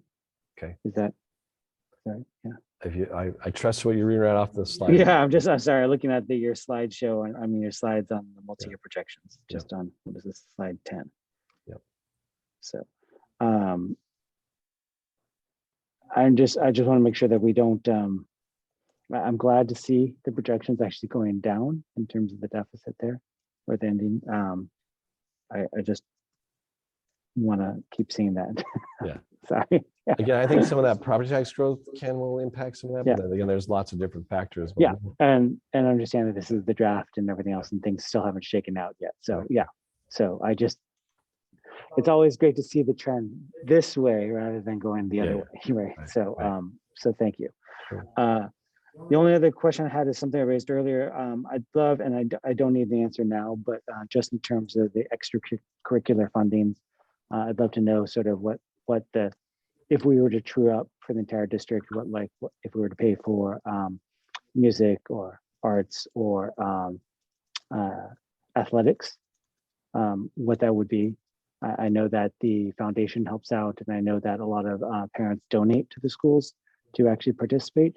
But it'd be great to just kind of have a sense of what that cost is. I know in the past that was when we were definitely deficit spending, that was one of the first things to go, where we cut that and we didn't fund it. Now that we're doing a little bit better, I know that I think we fund half of it, at least for athletics. I'm not sure about arts and music, but it is something that I think about all the time because it is sort of a barrier to entry for a lot of our students and families to participate. So it'd be great just to know those numbers and figure out, you know, what it is. Sure. And if we could do anything about it. So. Okay. Thank you. That's but otherwise, thank you for the presentation. I don't have any further comments regarding the budget or the draft budget, but thank you. Thank you. I had a question that was similar to Trustee Chin's. My eyes went directly to the multi-year and the what I would call a loss. But I guess my question is that spending down reserves that we had saved for a specific or are we like spending beyond our means, or what would you attribute those losses? You know, you spend some one-time money, right? So you've got some COVID resources that you're spending that have some expiration dates on them. So that's built into that. So overall, you're really solid. So yes. Okay. Thank you. Any other clarifying questions? Okay, Peter, let's go to public comment on this item, please. If there are any members of the public that would like to make public comment on this item, please use the raise your hand functionality within Zoom now.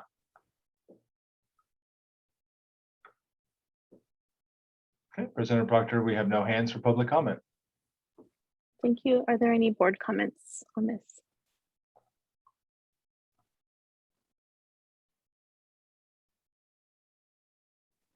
Okay, I'm seeing none, so let's move on. Thank you, Patrick. thank you. Let's see, we have item 7.1, approval of crossing guard contract with the City of Foster City for the 2022-2023 year. Yes, in an effort to assist children to safely cross heavily trafficked streets to and from school, Foster City Council and San Mateo Foster City School District proposed to enter into an agreement that provides funding to hire crossing guards who will be assigned to specific locations near schools in Foster City. It's a recommendation that the Board of Trustees approve the agreement to provide crossing guards to schools in Foster City from July 1st, 2022 through June 30th of 2023. Thank you, Patrick. Are there any clarifying questions? Okay, Peter, can we please go to public comment on this? If there's any members of the public that would like to make comment on this item, please use the raise your hand functionality within Zoom now. Okay, President Proctor, we have no hands for public comment. Okay, bringing it back for board comments, anyone? Bless you. I will just make a quick comment. Thank you for presenting this item, and thank you to our crossing guards and the City of Foster City. And I know we'll get to the San Mateo one next, but I just really appreciate being able to partner with our cities to keep our kids safe. And I don't know why every time I drive by and I see a crossing guard, I wave at them, and they don't know who I am, but I just want to say every day I say thank you when I wave at them. And they probably think I'm crazy, but thank you. Any other comments? Okay. So we need a motion on this one. Motion to approve. Second. Thank you, Trustee Chin, for the motion. Trustee Corzo for the second. All in favor, please unmute and say aye. Aye. Aye. Aye. Okay, that passes with all yeses. We will now go on to item 7.2, approval of crossing guard contract with the City of San Mateo for the 2022-2023 school year. And I'll just read the recommendation. It's a recommendation the Board of Trustees approve the agreement to provide crossing guards for schools in San Mateo from July 1st, 2022 through June 30th of 2023. Thank you. Any clarifying questions? Okay, Peter. Oh, no. Okay, Peter, let's go to public. Oh, Oh, you did have one? yeah, Okay. sorry. I think I missed it. It's probably in here, but how many, like, it's obviously a bigger amount than the Foster City one. So how many crossing guards do we have in San Mateo? You know, I don't know off the top of my head. No, Oh, that's what you okay, find out. sorry. Sorry, that's okay. We can certainly find out. I know for a fact there has to be at least 2. Because I know there's like, so there's one at like church. She's been there forever. She's still there because I still see her. She's the same crossing guard that was there when, or so there's like the crossing guard and then the, oh, there it is. And then the bus stop duty person, I think it's the same person. So, okay, I'll stop there. I see the list I'll now. find out for you. I think the list is in there at the end. I was looking okay. through another part of Sorry. it.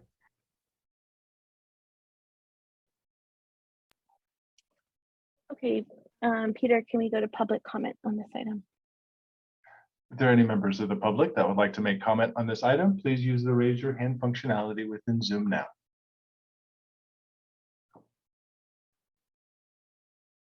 Okay, President Proctor, we have no hands for public comment. Okay, going back to the board for comments. And again, I'll just thank the city of San Mateo for partnering with us to keep all of our kids safe in the mornings and afternoons. I just want to make one comment. My daughter currently goes to Baywood Elementary, and Miss Fournier, who is our librarian, is our crossing guard on Alameda, and she dresses up practically every single day. And today she actually enlisted Mr. Dahlman, who's our counselor there, and he dressed up as, well, she was George from George and the man with the yellow hat. Mr. Dahlman was the man with the yellow hat, and the two of them were fooling around. I mean, they were in character.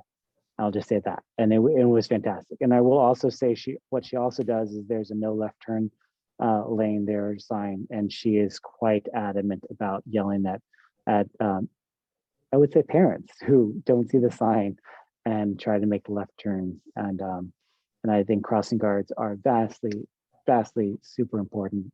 Or vastly, that doesn't make sense.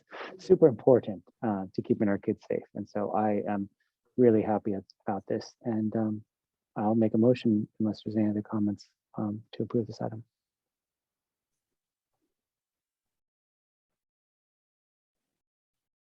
I'll second it. So thank you, Trustee Chin, for the motion, and I second. All those in favor, please unmute and say aye. Aye. Aye. Okay, that one is unanimous. Let's go on to item 7.3, AB 1200 Public Disclosure of Collective Bargaining Unit Agreement, California School Employee Association. Yes, thank you. We're pleased to bring you tonight this AB 1200 for our agreement with CSEA. This has been prepared by our team and sent to the county office for their review, which they've reviewed and approved of it. So it's recommended that the Board of Trustees receive the AB 1200 public disclosure documents for information as presented. Thank you, Patrick. Are there any clarifying questions on this?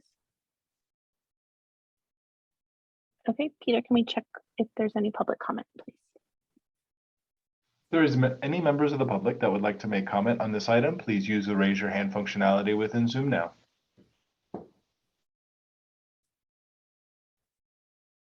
Okay, President Proctor, we have no hands for public comment.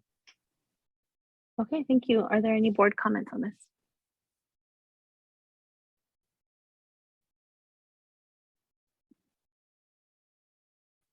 Okay, I'm not seeing any, so we can move on to item 7.4, approval of SMFCSD and CSEA tentative agreement and salary schedules. Again, we're really pleased to bring this to you this evening, and I know Alicia spoke to you earlier tonight about their efforts, and we want to thank Alicia Aragon for her work, and John Harrison, as well as Mark Westerberg, for all their efforts, and the teams from both sides who work really diligently to bring this forward to you. It's a 2-year agreement. And so we are recommending to the board to approve of the CSA tentative agreement and salary schedules. Thank you. Are there any clarifying questions on this?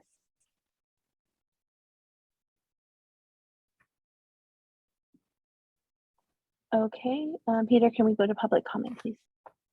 Are there any members of the public that would like to make comment on this item? Please use the raise your hand functionality within Zoom now. Okay, President Proctor, we have no hands for public comment. Thank you very much. Are there any board comments on this? I just want to say I'm so grateful that we are able to pay our staff, our classified staff, a wage that's higher than the minimum wage in both our county and both of our cities. I think we should be really proud of that.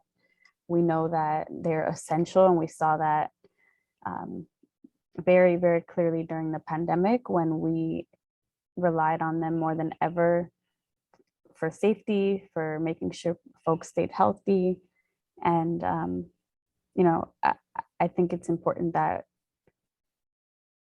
I feel like this is important because it shows that, I mean, while the cost of housing is crazy and it's, you know, I wish we could do more, but we're moving in that direction. And our classified staff deserve it. They, you know, we saw many of them retired today who have put years and years of dedication into our schools, and I'm proud we're doing right by them. And I think it's just a testament to you know, how much we value all of our staff, and that we care about everyone, whether they're the janitor or whether they're the principal or the superintendent. Everyone in our district deserves respect and valuing their time, and this agreement and these salary increases are a reflection of that.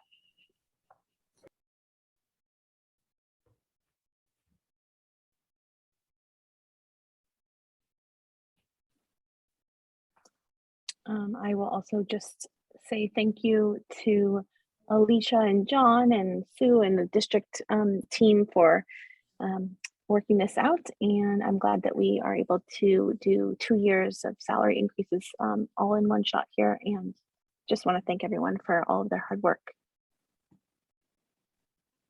Are there any other comments?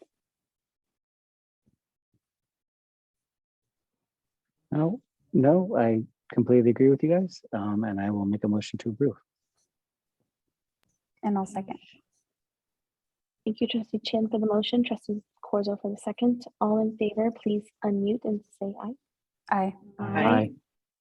Okay, that one also is unanimous, and we will go on to item 8.1, approval of San Mateo-Foster City School District 2022 to 2027 strategic plan.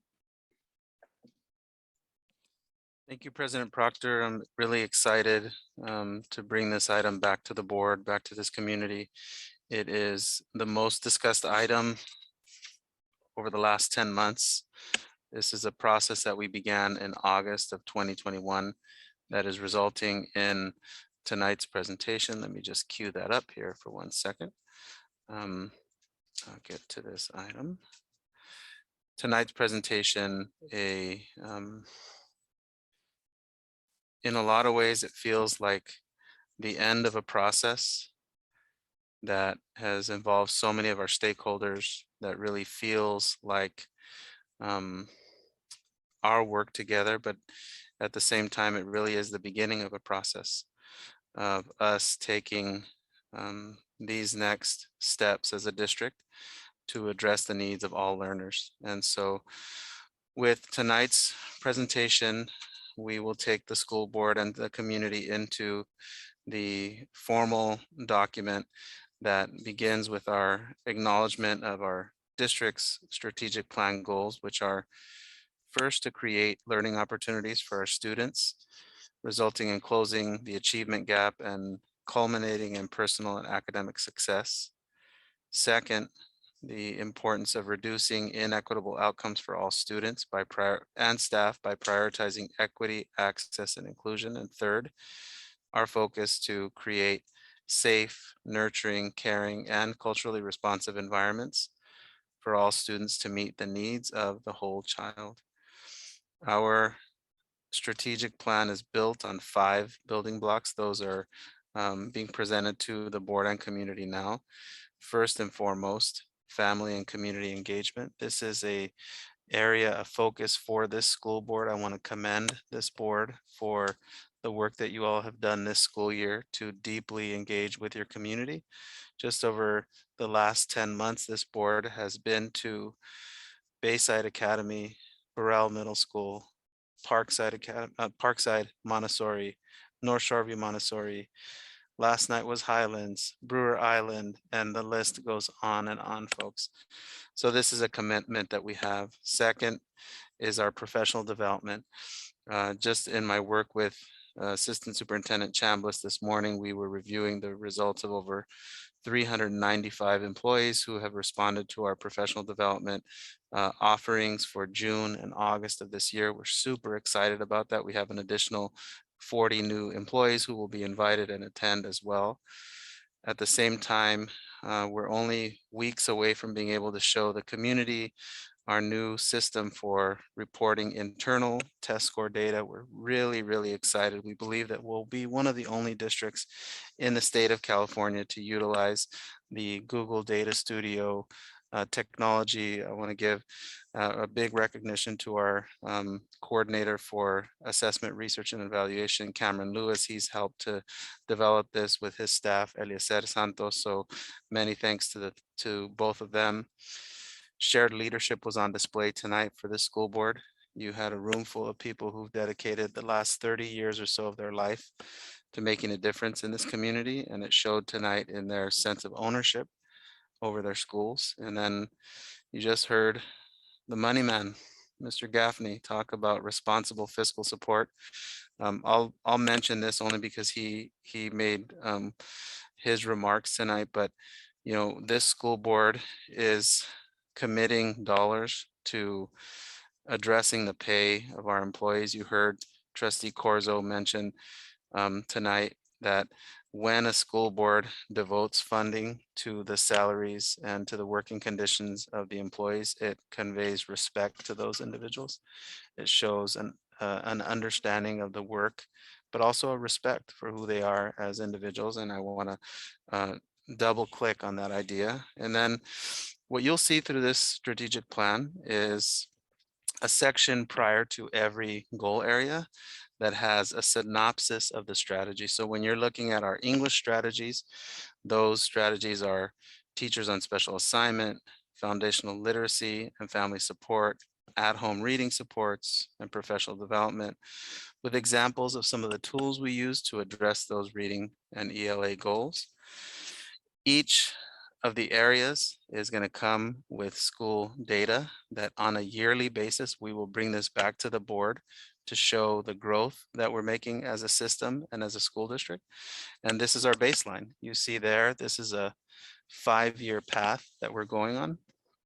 It's indicating achievement for all of our subgroups, taking you through ethnic and racial groups, including English learner student data, special education student data, economically and non-economically disadvantaged student data.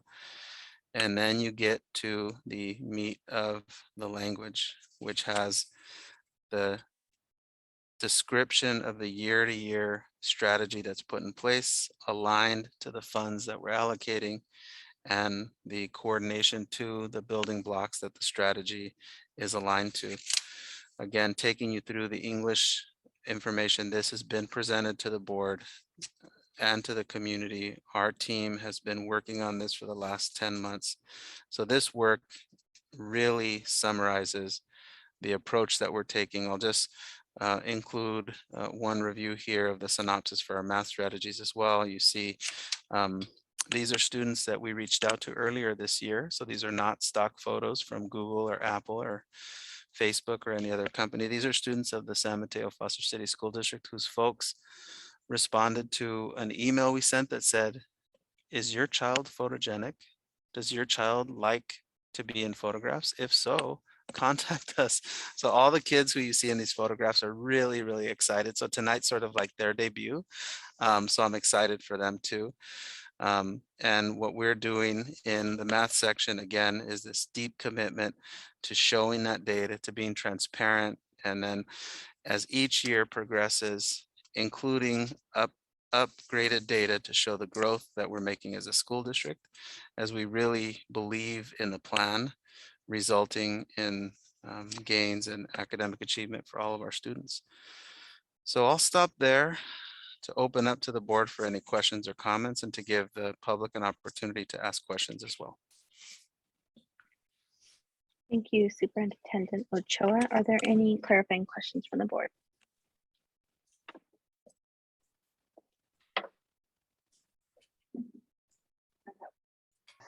I have a question. Can we just postpone approving this so that Trustee Watkins can be here? I'm totally just kidding. We can. I'm just kidding. It's been 11 months. What's another 2 weeks? This board is getting more and more comfortable, and more of these inside jokes and quiet jokes are starting to show up at these meetings. But He was nodding yes for a little bit there. Any other questions? Okay, can we go to public comment on this, please, Peter? Yes, if there's any members of the public that would like to make comment on this item, please use the raise your hand functionality within Zoom now.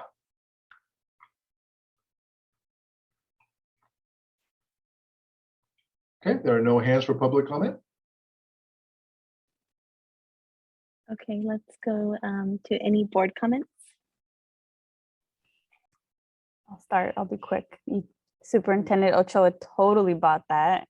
He was nodding, but in his mind, he was like, oh my gosh, I can't believe her. I'll just say that I am so happy that we have this strategic plan, and that it's all of the time and energy and all of the different perspectives that are represented in the strategic plan are a very accurate reflection of not just our district's students, but also of like the diversity of thought and experiences and needs that we have in our district. And I'm really excited to have it in such a thoughtful, clear, SMART goal oriented plan that will be a living document that hopefully every single one of our schools and our staff all refer back to when we're doing the work that we all do. So I am, I'm really happy that we are at this place, and I wouldn't delay it, seriously. I was, when I first started, I remember that we went through, we wanted to go through a strategic plan process, and it didn't, we did one? No, we didn't. We went through a mission and vision revamp, but we never got to the full strategic plan. And so here it is, and we desperately needed it, and now we have it. And so we're set up to continue to better meet the needs of all of our students. And that's not to say we don't recognize where we can improve and should improve, but this is the plan for, where are we, how do we get to where we want to be, and how do we make sure every student does. So thank you.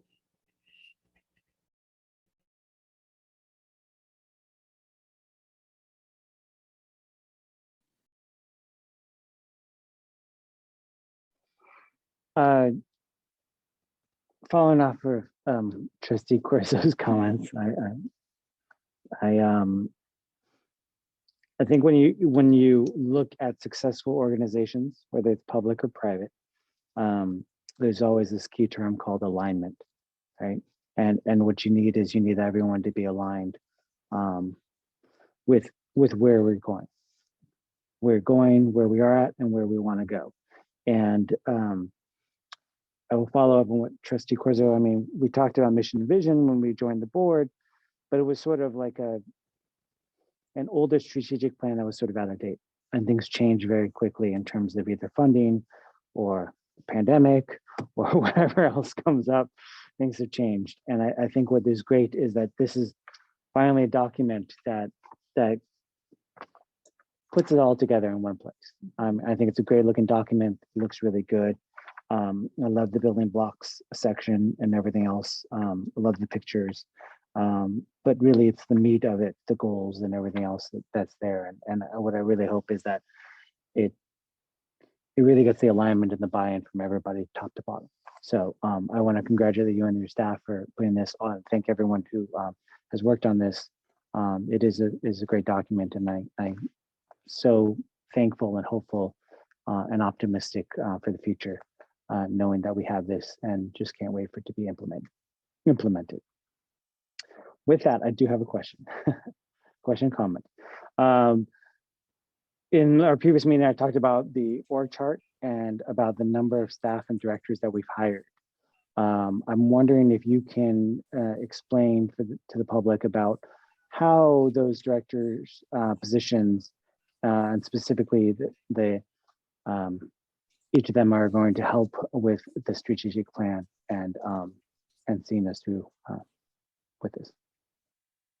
Sorry, I didn't end that question right, but basically, I think, yeah, if you could highlight that would be great. Absolutely. Thank you, Trustee Chin. I think, and we will be posting our organizational charts online beginning of next week, making some final edits to some photographs that are, the folks we just hired today that we need to get in there. Part of what we have designed into our strategic plan is coherence. And I'll use the Director of Professional Development as an example of that coherence. As a result of this new position, we were able to take a position that we had that was an administrative position already, which was coordinator of new teacher induction.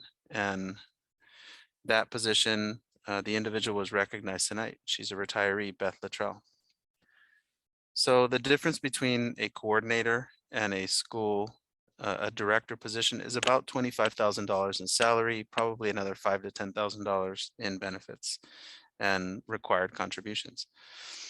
But the systemic difference between a coordinator who does not have access or authority to make district-wide and systemic plans versus a director is, sort of like football fields away. So earlier today, myself and Assistant Superintendent Chambliss were able to visit George Hall because our new Director of Professional Development is currently the principal at George Hall. And we have approximately 550 teachers who we've invited to professional development this summer, and we've received 400 responses already. So in a prior administration, last year and the year before, we might put out some professional development opportunities, and those opportunities will have signups, but I think it's more common to maybe have 25 or 30 signups for a particular professional development. We have close to 400 who have been able to do that. And part of the reason is that we have a director of professional development, whereas our coordinator focused solely on induction, which is new staff. This director of professional development is responsible for the growth of all employees in the district, including classified staff who will be receiving substantial training this summer and next year, all of our teaching staff, and all of our administrators who also need to develop and grow their practice.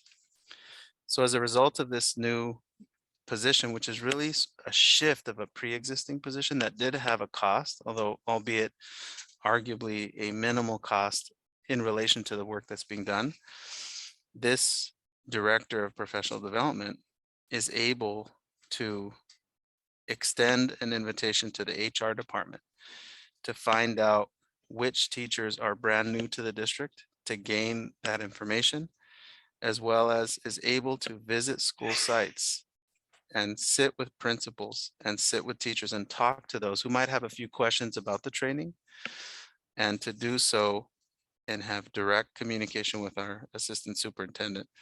The person also has more background and training regarding professional development itself. So when we went into the strategic plan process, we wanted to find examples of positions that we had within the district that we could reformat, that we could redesign, and we found multiple positions like that. Another department that was a key department for us was the special education department. So at the start of last year, I should say this year, one thing that really stood out to me was the number of program specialist positions that we had in relation to the number of coordinator positions that we had. And in the district at that time, we had 2 coordinator positions, possibly 3. It was sort of being discussed at the time, but we had 6, started the school year with 6 program specialists. And one of the steps that we took was to redesign the special education department in such a way at the administrative level where we increased the number of coordinators, but decreased the number of program specialists. And the reason we did that was because as a school coordinator in special education, you're able to sit in special education meetings with a parent and with a principal and with a team of, sometimes between 5 and 10 individuals who are at the table. And you're able to make decisions. And at the program specialist level, it's more difficult. You don't have the authority to authorize services that the parent and staff may advocate for. So what we found in our analysis was a parent might go to a meeting on September 1st, meet with the program specialist and the principal, and the result of the meeting might be, let's meet again in October, because I need to go back to the district to request authorization for what we've discussed at this meeting. And we really felt this was an opportunity to increase the agency and the decision-making authority of those district representatives at those meetings by increasing the number of coordinator positions while decreasing the number of program specialists. And then we created a position called Assistant Director of Special Education, because we need an individual who solely focuses on the district's ability to meet deadlines and requirements related to the special education services we owe children and children deserve to have on time. The Director of Special Education has so many duties to supervise the district staff that person is in no position to have a daily monitoring of IEP meeting dates and meeting notes and progress reports. So our new assistant director in the district, who was a coordinator the year before, is able to take those duties that frankly previously were a part of the process that landed us in so many agreements or mediations or problems. When we sat down with our deputy superintendent, CBO, Patrick Gaffney, and we analyzed the district's prior positions and the district's new director positions, we found to some extent a net effect. Those are all projections until you hire people, because you might hire a person with a lot of experience and they cost more than a person who's a bit newer. But I want to give Patrick an opportunity to just talk about the fiscal analysis and sort of the idea of arriving to the extent possible at a net effect.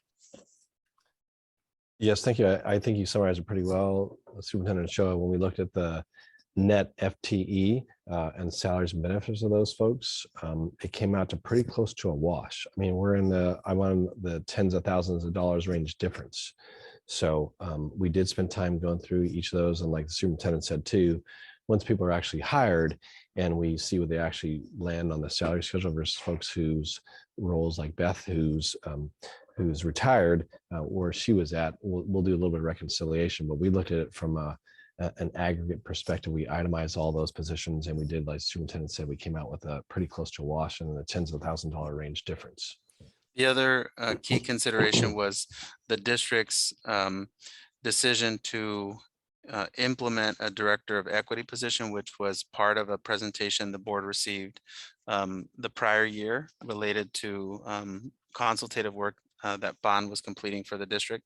So that particular position was created as a part of this reorganization, but was aligned to work that happened the year prior.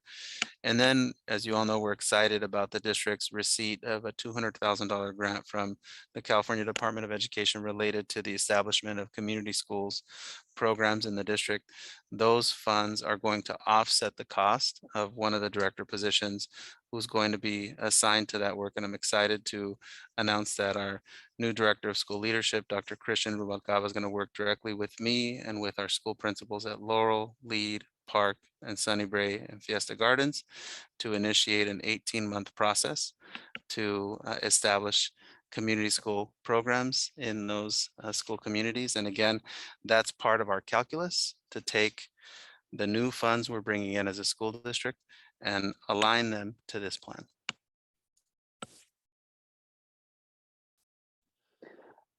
Thank you for that very thorough analysis. I really appreciate the fact that, when we talk about the hirings, from what I gather, a lot of times the public just sees a whole bunch of new director positions. And from what I'm hearing and what I understand is that a lot of it is through attrition of staff and organizing different positions to essentially come out as a wash in terms of the number of FTEs, which I think is great. And maybe it's not, maybe the wash is people wise, but maybe number wise, it might differentiate a little bit. So it doesn't look like all of a sudden we're, getting very top heavy in some ways. So I appreciate that answer. I really was also sort of looking for clarification. You talked about the director of school leadership and the director of equity, I believe, and some other ones. But as they, when I look at our goals in the strategic plan, I'm assuming that these new director positions really are going to be, I wouldn't say the boots on the ground, but when you look at these in terms of how you implement, they're extra hands to actually really dive deeper into how we're implementing the strategic plan. Is that correct? Those directors are very closely aligned and related to that work. And I want to thank you for, for pointing that out. I do think, when you adopt a strategic plan, certain aspects of it will just, it's like clockwork. You put the plans in place and everything clicks and everything fits together. And then in other parts of the plan, it's messier work. It's more challenging work. You've got to be prepared to win ugly sometimes in some of those situations. But what we have is we have a team of dedicated, quality, experience, almost all who are internal actually to the district. And that's a huge advantage to us, because when you start to talk about folks like Anna Ben-Kazemi, who's a star, and she's responsible for professional development, and then you put her in those staff meetings at Audubon and North Shoreview and Fiesta Gardens and Abbott, and she's going to work with those principals. And then you take Dr. Rubalcaba, who is amazing, and you have him leading this community schools process and coaching those principals at our middle schools. And then you have the very, very dedicated and talented people doing this work. I think it's a recipe for success. Just one final comment. So I really appreciate these answers to my questions. I've often said that the principals are like the middle managers of the business world. It's like they have that middle manager dilemma where they're getting pushed from the top and pushed down from the top and pushed up from the bottom as well. And so it's constantly very difficult for them. From my understanding, what you talked about just now is there is actual extra support for the principals to help go ahead and implement the strategic plan. And that's part of the new directors' positions and everything else like that. Is that correct? Fantastic. Thank you.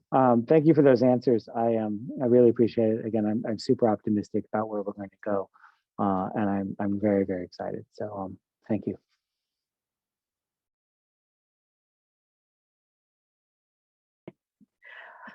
All right. This is quite the document. 47 pages, but it's so full of amazing stuff. And it is a culmination of, what did you say, 10 months work? It does feel at times like it's been a long process, but all along the way, we've had so much engagement. You know, we've gotten parents engaged, we've gotten, you know, our employees engaged, we've gotten community members engaged. You know, everybody has had, who's wanted to have a hand in this plan has had a hand, which I think speaks volumes about our community in general, and the communities of San Mateo and Foster City, and their desire to be a part of the future of our students and of our schools. And I really feel like this plan really reflects that. You know, just a renewed investment into the youth of our two cities. And I love the fact that, you know, we've got data. So, you know, like, data informed decision making is so important. You know, the family engagement, the professional development, like all these pieces, and then like how the pieces, you know, will be utilized, and the building blocks be utilized with each of these achievement goals and strategies. So I really feel like this is a well put together plan. Congratulations to you and your team for putting this together, Superintendent Ochoa. And I look forward to seeing updates on where we're going and how we're aligning our, or like, I can't even think of words right now, I apologize. You know, just see where we're going with the strategic plan in the future. I will just be brief and say thank you, Superintendent Ochoa, and everybody that was involved in this strategic plan. I think you said in your interview that this is what you were going to do and work on, and I didn't know what it was going to look like. And you know, I would walk by your office and see several people around a table with big pieces of white paper and writing on the whiteboard and all kinds of things, and I just couldn't quite picture how this is all going to come together. But this is such an impressive and robust document that I feel like you could hand this to any new parent, any new employee, anyone in the community that just wants to know what this school district is all about. You could hand them this and they would get the full picture of where we're going and how we're going to get there. And it's really a comprehensive document that people can get a lot of information from. I really appreciate the collaborative approach to coming to this point.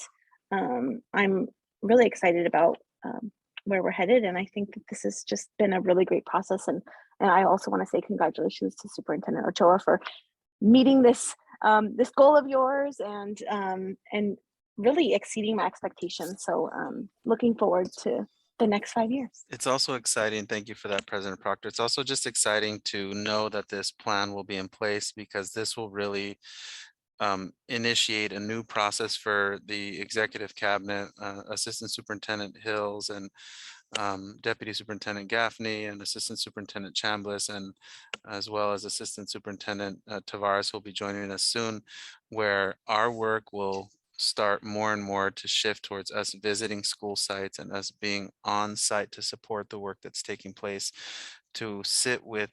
So an example would be making time to go and you know, take the snacks for our staff and sitting with everybody and saying, how's it going? And opening up those opportunities to be able to, you know, this process has, as you pointed out, it was a lot of meetings in small committees, but it was also a lot of meetings here, big groups of people. And that doesn't have to happen next year. So we're shifting our focus towards on-site supports and working with our school leaders and with those very, very invested staff members to make this strategic plan work for our kids. Great. Shall we vote on this and move forward with this?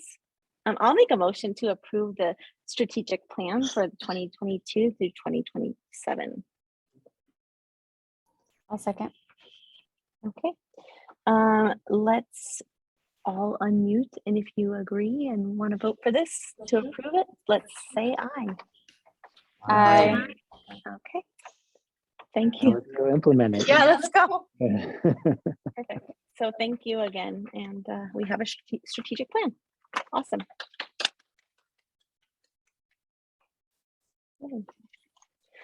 Okay, we are going to move on to item 8.2, approval of resolution 40/21/22 school safety resolution. And just to make things complicated, since this is really long, I was thinking we could take turns reading it, but maybe we each read 5 paragraphs in one shot. And we'll start with Trustee Warren and then go around this thing. And once we get to the final stages, the resolved, now therefore be resolved, we'll do 1 each, okay? So go ahead and read 5. Okay, let me just switch back to the resolution. I apologize.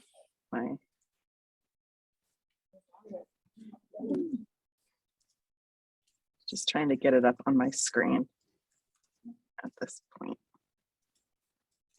Okay, so this is San Mateo-Foster City School District Resolution number 40/21/22, School Safety Resolution.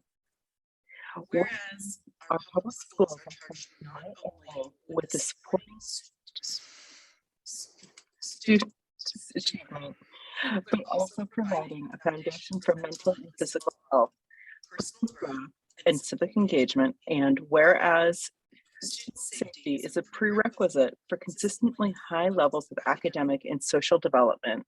And whereas violence and harassment can not only alienate students from their peers and their environment, thereby impeding learning, but also cause injuries and fatalities.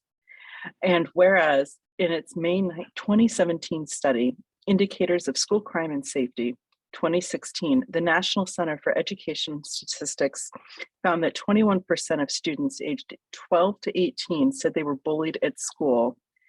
And whereas in the same study, 16% of high school students reported carrying a weapon at any point during the previous 30 days, and 4% reported carrying a weapon on campus during the previous 30 days. And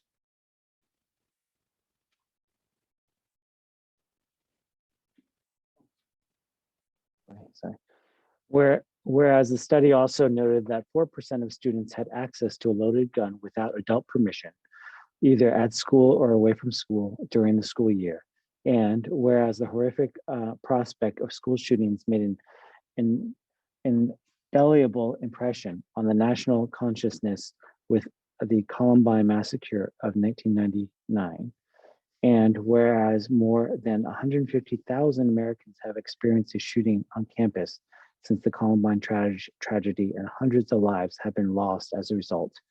And whereas gun violence on school campuses, while relatively rare, represent a particularly egregious and unacceptable threat to the lives of students, teachers, and staff across the country. And whereas the recent massacre of Robb Elementary School in Uvalde, Texas, took 21 lives and shocked the conscience of the nation. Whereas gun violence in schools occurs in America with a frequency and a severity that is unparalleled anywhere in the world. And whereas exposure to trauma can adversely affect a child's health for the rest of their life. And whereas the San Mateo-Foster City School District supports the rights of students and staff to attend schools that are safe and free from violence and harassment, especially life-threatening forms of violence. And whereas all students, regardless of background, deserve access to services that support and enhance their physical, mental, and emotional health. And whereas safe schools provide an environment where teaching and learning can flourish, disruptions are minimized, violence, bullying, and fear are absent, students are not discriminated against, expectations for behavior are clearly communicated, and standards of behavior are maintained, and consequences for infractions are consistently and fairly applied. And Whereas the most effective approach to creating safe school environments is a comprehensive, coordinated effort, including school-wide, district-wide, and community-wide strategies, supplemented with legislation, resources, and support at the state and federal legislation level. Whereas across the country, lawmakers, community members, and local leaders are working together to implement public awareness campaigns such as the Be Smart program, which is endorsed by the National PTA and which encourages secure gun storage practices and highlights the public safety risks of unsecured guns. Whereas school districts across the country have begun to proactively send materials home to parents and guardians, informing them of applicable firearm storage laws and firearm secure storage best practices. Whereas keeping students, teachers, and staff safe from the threat of gun violence should be the responsibility of all adult stakeholders at each of our school sites.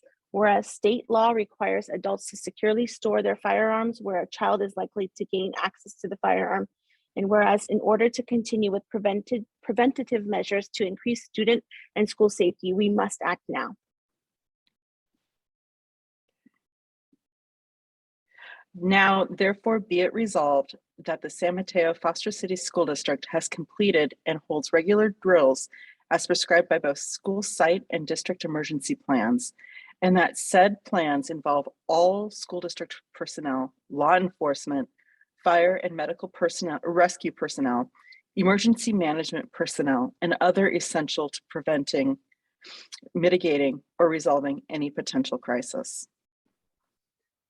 Be it further resolved that the San Mateo Foster City School District reviews school site discipline rules and procedures to ensure they are appropriately enforced, and that student handbooks explaining codes of conduct, unacceptable behavior, and disciplinary consequences are given to all students, parents, and caregivers.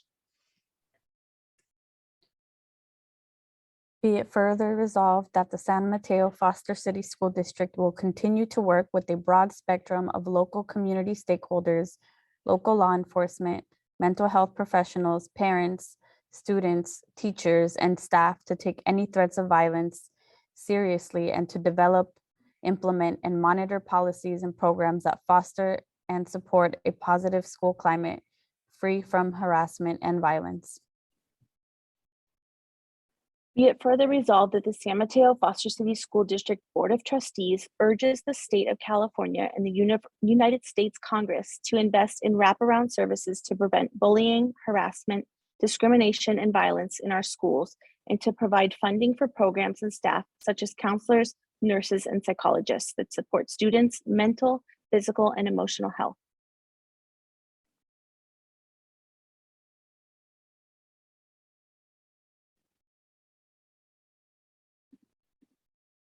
Be it further resolved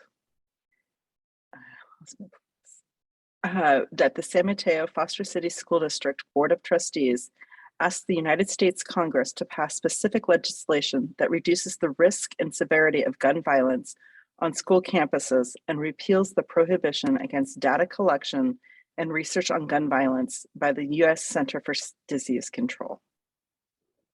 Be it further resolved that the San Mateo Foster City School District Board of Trustees urges the state of California and the United States Congress to implement common sense measures that prioritize student safety environments where all students have the opportunity to learn, grow, and thrive.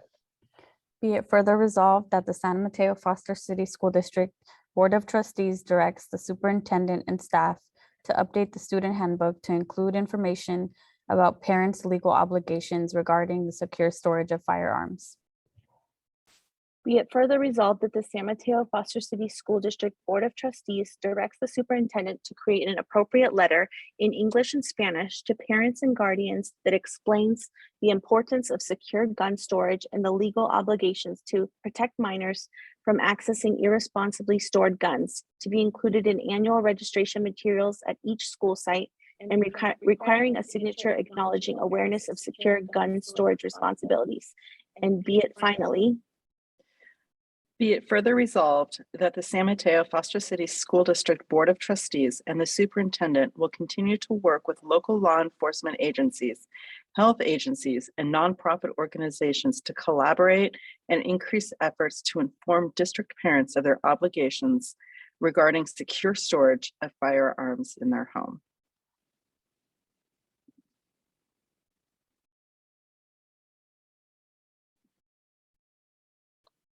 Okay. That, I think that's great. We read it. Are there any clarifying questions on this? Okay, Peter, can we please check if there's any public comment on this item? Yes, if there's any members of the public that would like to make comment on this item, please use the raise your hand functionality within Zoom now. Okay, President Proctor, we have no hands for public comment. Okay, thank you. Are there any comments from the board on this? I'd like to comment. I want to thank President Proctor and Superintendent Ochoa for their work on this resolution and for recognizing the importance of our board doing its part in educating, informing, and preventing I don't even want to say it. Yeah, I'm sorry.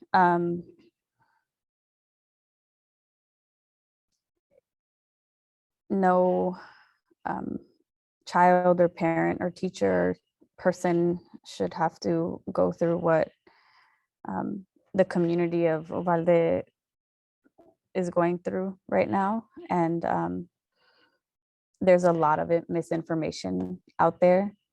And I think it's important that we do our part in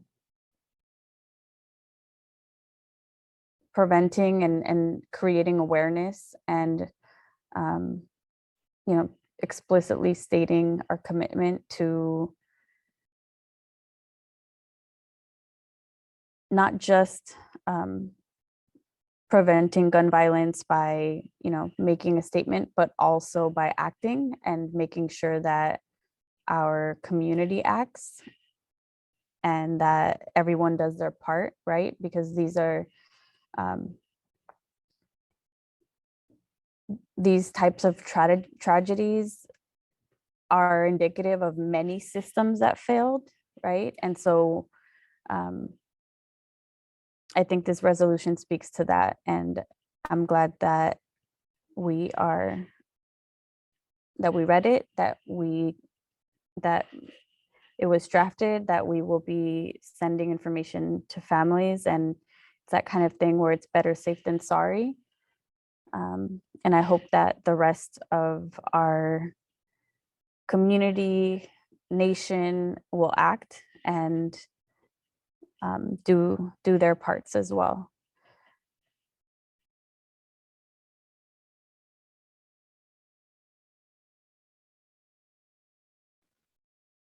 I will also comment on this. I think one of the things that we didn't include in this resolution, and hopefully it'll be included in some of the information that we send home, is just some of the statistics on guns and gun safety and gun violence. And I think not only do we need to protect our students while they're at school and our teachers while they're at school and everybody that's on campus while they're at school, I think that if there's anything I can urge families is, if you have a gun in your home, please keep it in a safe, locked location. Another thing that I worry about is, you know, not, I guess, students and potentially accidentally hurting themselves, but also on purpose hurting themselves. And so I think that this is something that no parent or teacher or anybody wants any students to be unsafe, whether it's at home or at school. And so I'm hopeful that when we do send information to families, they will take it seriously and understand that we are all trying to protect our community. And however you feel about guns it's one thing, but we need to keep our kids safe. And so I'm glad that we are going to pass this resolution, and I'm almost more glad that we're going to be sending information home that to remind people that this is important. Are there any other comments? President Proctor, I'd just like to acknowledge Trustee Corzo for her leadership in bringing this to us. We wanted to take the time to really sit with it and work through bringing this resolution together. The tragedy took place just days before our prior school board meeting, and I want to elevate your role in bringing this to our attention at that time. Between President Proctor and I, we both worked with you and talking about how we could dig a little bit deeper into it, give ourselves time to put this resolution together and present it to the school board and to the community at this regular school board meeting. But I just wanted to recognize your role in that and thank you for doing that. Thank you. I don't, were you gonna make, I was just gonna add something really quick. It's gonna end on a heavy note, like I tend to do sometimes, but I don't think, you know, I had a conversation recently with one of my friends who is the California state, one of the California state leaders for Moms Demand Action. And we were talking and I shared something about my family history, and he told me, he asked me actually, do you realize that you're a survivor of gun violence? And I had never realized that. And I think it's really,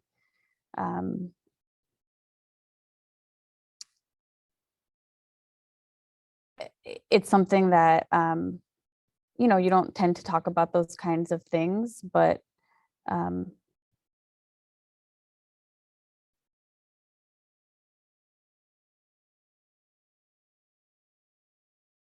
it is something that, you know, when tragedies happen, we can't just have thoughts and prayers. We need to have action. We need to have change. We need to analyze what could have prevented that, and we need to make sure that it never happens again. So yeah, thank you all for sitting with this really heavy topic.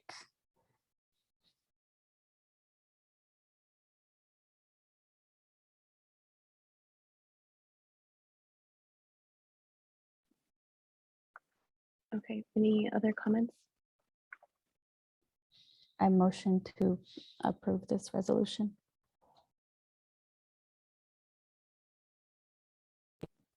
I'll second.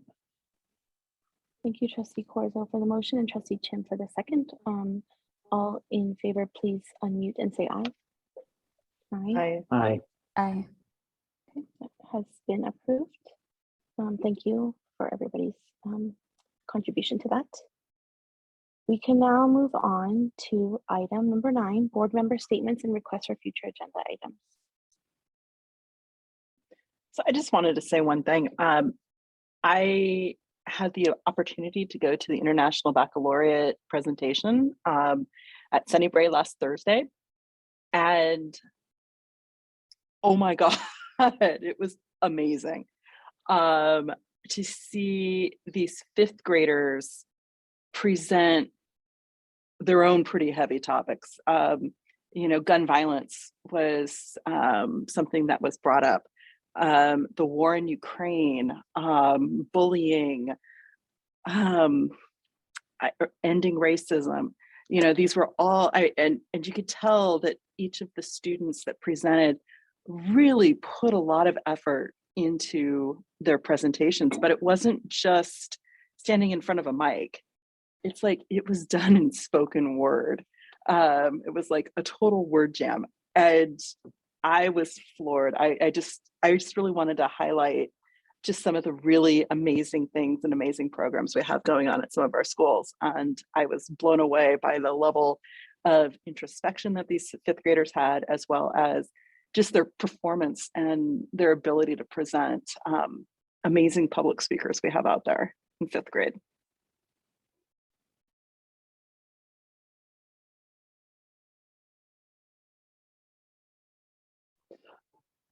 I just wanted to congratulate all the 8th graders for the graduating 8th graders, and also the promoting 5th graders to the next grade. And then actually, in reality, all of our students this year has started off pretty rough. I mean, coming back from sort of hybrid and some in distance learning to a full-time.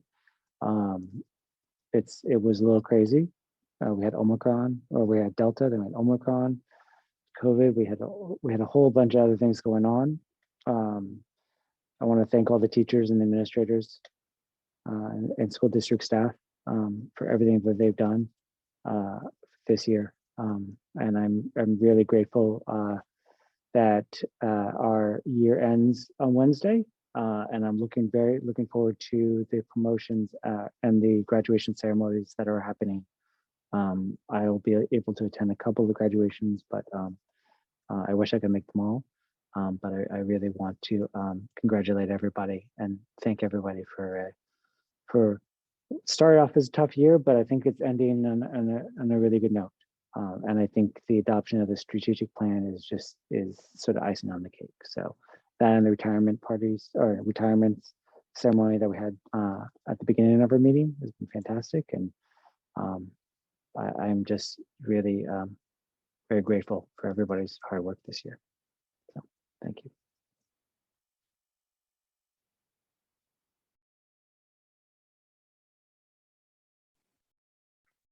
I wanted to thank and acknowledge a few different groups of people. First, I want to congratulate the 8th graders that are going to be moving on from our school district and going off to high school. I just want to congratulate you all on making it through and ending your time in the San Mateo-Foster City School District on kind of a strange last couple of years, and I just wish you all the best, and I know you're going to all do great things, and I hope that you come back and visit, and maybe don't come back onto the middle school campuses like unannounced, maybe come by after school, but I hope you all come back and keep your teachers updated on what all the great things you're doing. To the 5th graders, I want to just say congratulations on finishing elementary school. For those of you that are going to a new middle school, I know some of you go to schools where you'll be staying for the middle school years, but for those of you going on to a new school, I hope that you make a lot of friends and get to see old friends when you come back from the summer, and just really enjoy going from class to class and having that new experience. To all of our employees that are going to retire at the end of the year, thank you for your combined 299 years of service in the school district, and I congratulate you on the ultimate milestone of your career, and I wish you all the best. And to everybody else, I just hope everybody has a really great summer. I know this is not our last school board meeting of the school year. We have one more, but a lot of you are going to go and enjoy your summer. So I just hope everyone has a great time and gets to see friends and family and recharge and come back in the fall ready for some new adventures. So thank you, everybody, and we'll see you guys soon. I would also like to congratulate our 8th grade, our class of 2022, and also our 5th graders who are being promoted to middle school, my son being one of them, and I have a lot of feelings about that. But I'm really proud of all of our kiddos and the growth that their growth and their resilience and bouncing back and adapting really well to being in school in person after a really difficult couple of years. I'd also like to thank our staff and all of this team for hanging in here for many board meetings, and our work is not done. We'll be meeting again in 2 weeks, but it's really, every end of the school year is bittersweet. And yeah, I want to congratulate all of our kiddos and wish them so much success in whatever way that looks for them in their futures. And yeah.